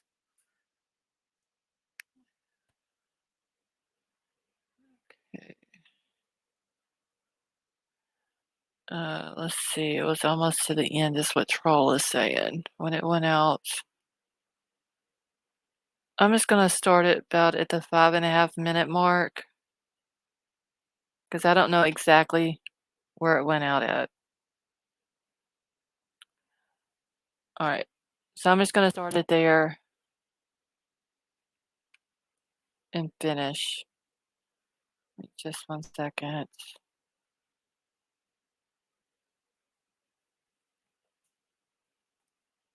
Enforcement to disregard all the other tips. This is where I believe that there's a likelihood that they had other more advanced DNA technology that was utilized that helped them focus in on Kohberger. And then once they focused in based on that kind of technology, now they started adding things up. Oh, he drives a white Elantra. Now you get the body cam footage. Now you get the cell phone records, and the circumstantial case starts to cement itself. Did you have a bit of a flashback to the Golden State Killer? Because I got to say, I heard in this affidavit that Bryan Kohberger applied for an internship at the Pullman, Washington Police Department just in the fall, just a couple months ago. So presumably it is sometime around the murder, right? The murder's on November 13th, and sometime in the fall, he's applying to be an intern with the cops. And the Golden State Killer is, of course, a cop. And of course, the familial DNA that you worked to find him. Did you have that flashback? No, absolutely. There are parallels here with Kohberger and D'Angelo. D'Angelo went to school and got his degree in criminal justice. He became an intern at Roseville PD, and then ultimately was a cop while he's committing fetish burgs and numerous sexual assaults in Northern California. Here, Kohberger's doing the same thing. In addition, look at the crime that Kohberger has been accused of. It's going into a residence at a time when the occupants are likely going to be asleep or falling asleep, and then killing them. That's exactly what the Golden State Killer was doing. I would not be surprised if Kohberger actually studied D'Angelo and the Golden State Killer case. That is so creepy. So I got to ask you something, because you told me something off air that just shocked me. I only have a minute left. But when homicide detectives process the body, you said that they sometimes do not look for places where a sex fetish killer will mouth, and they won't think it's a sex crime. What did you mean by that? Well, what I've seen across the nation, and even in California and jurisdictions next to mine, is when crime scenes are processed and the victims' bodies are processed, they often limit themselves from a sexual assault evidence standpoint to just collecting the 3 orifice swabs, oral, vaginal, rectal. And then if those are negative for just semen, and a pathologist says, I see no injuries to these orifices, they say, well, there's no evidence of sexual assault. But they often don't swab types of evidence that you can't see, such as saliva around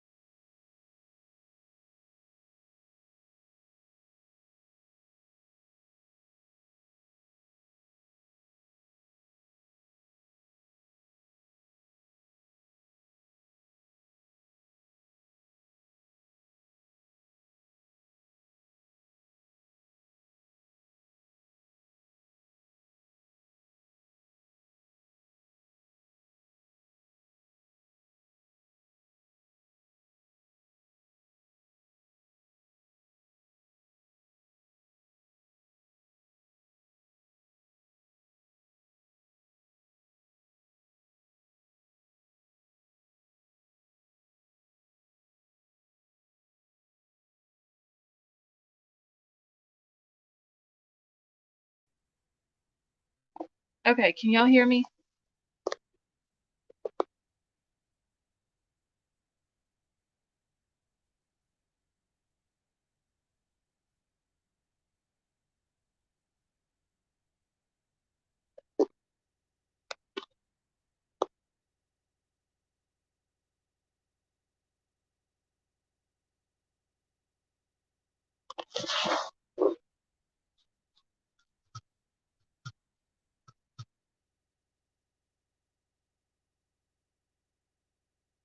Okay, y'all can hear me. All right, so I don't know what the hell is going on here. The internet is completely down again.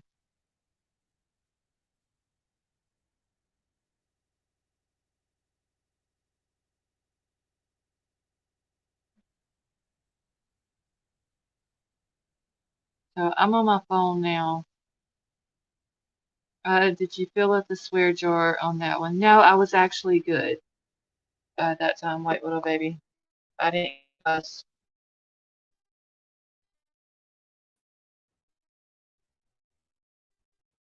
Oh,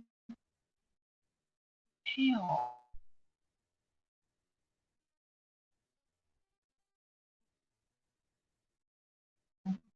Yeah, Deidre, I'm gonna have to call this more because this is ridiculous. I can't be having my streams go down like this and then me have to try to like hurry up and get on my phone before it kicks me completely out.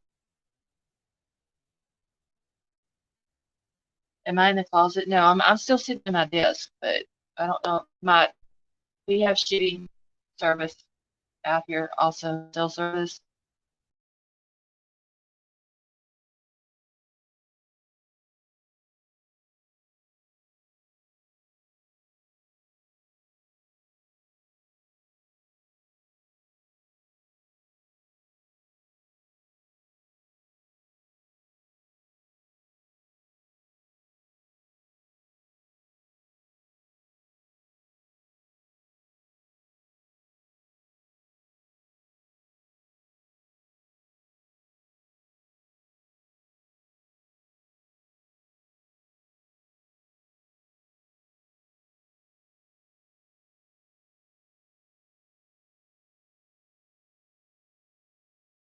Okay, can y'all hear me okay now?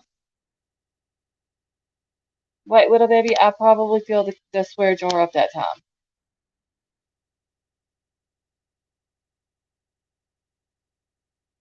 I'm probably gonna have to just go ahead and end it because now it's kicking me off of StreamYard on my phone.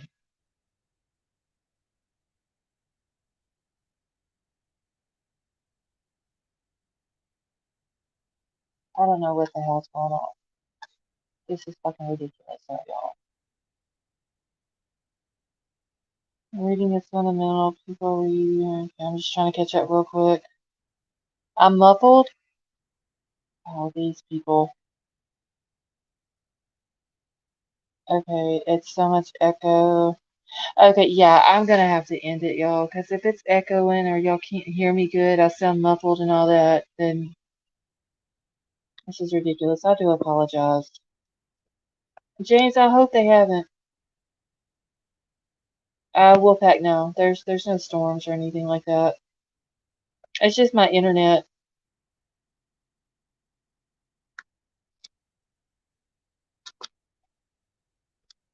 Thank you, 9mm. So yeah, guys, I'm gonna go ahead and end it here because I don't know why it's kicking me off the computer. It's kicking me off of my phone also, and I don't want it to kick me out of it to the point where I can't get back in and then it just ends the stream all of a sudden. So I'm gonna go ahead and end it here. I'm gonna call my internet company in the morning, like they're gonna have to get this shit fixed. Stone Gator, have a good night, honey.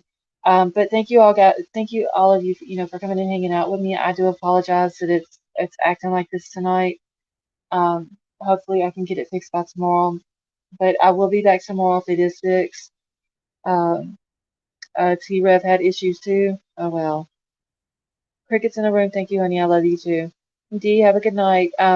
Just y'all remember real quick to keep these families in your prayers. They got like a long road ahead of them, and that road is going to be very hard. for them with all these court dates and all that coming up. So thank you for everyone coming and hanging out with me. I love you all. I hope you all have a wonderful night. Yes, please hit the thumbs up on your way out. If everything is working the way it's supposed to tomorrow night, I will be back. Honda Civic, you have a wonderful night as well. I will talk to y'all tomorrow.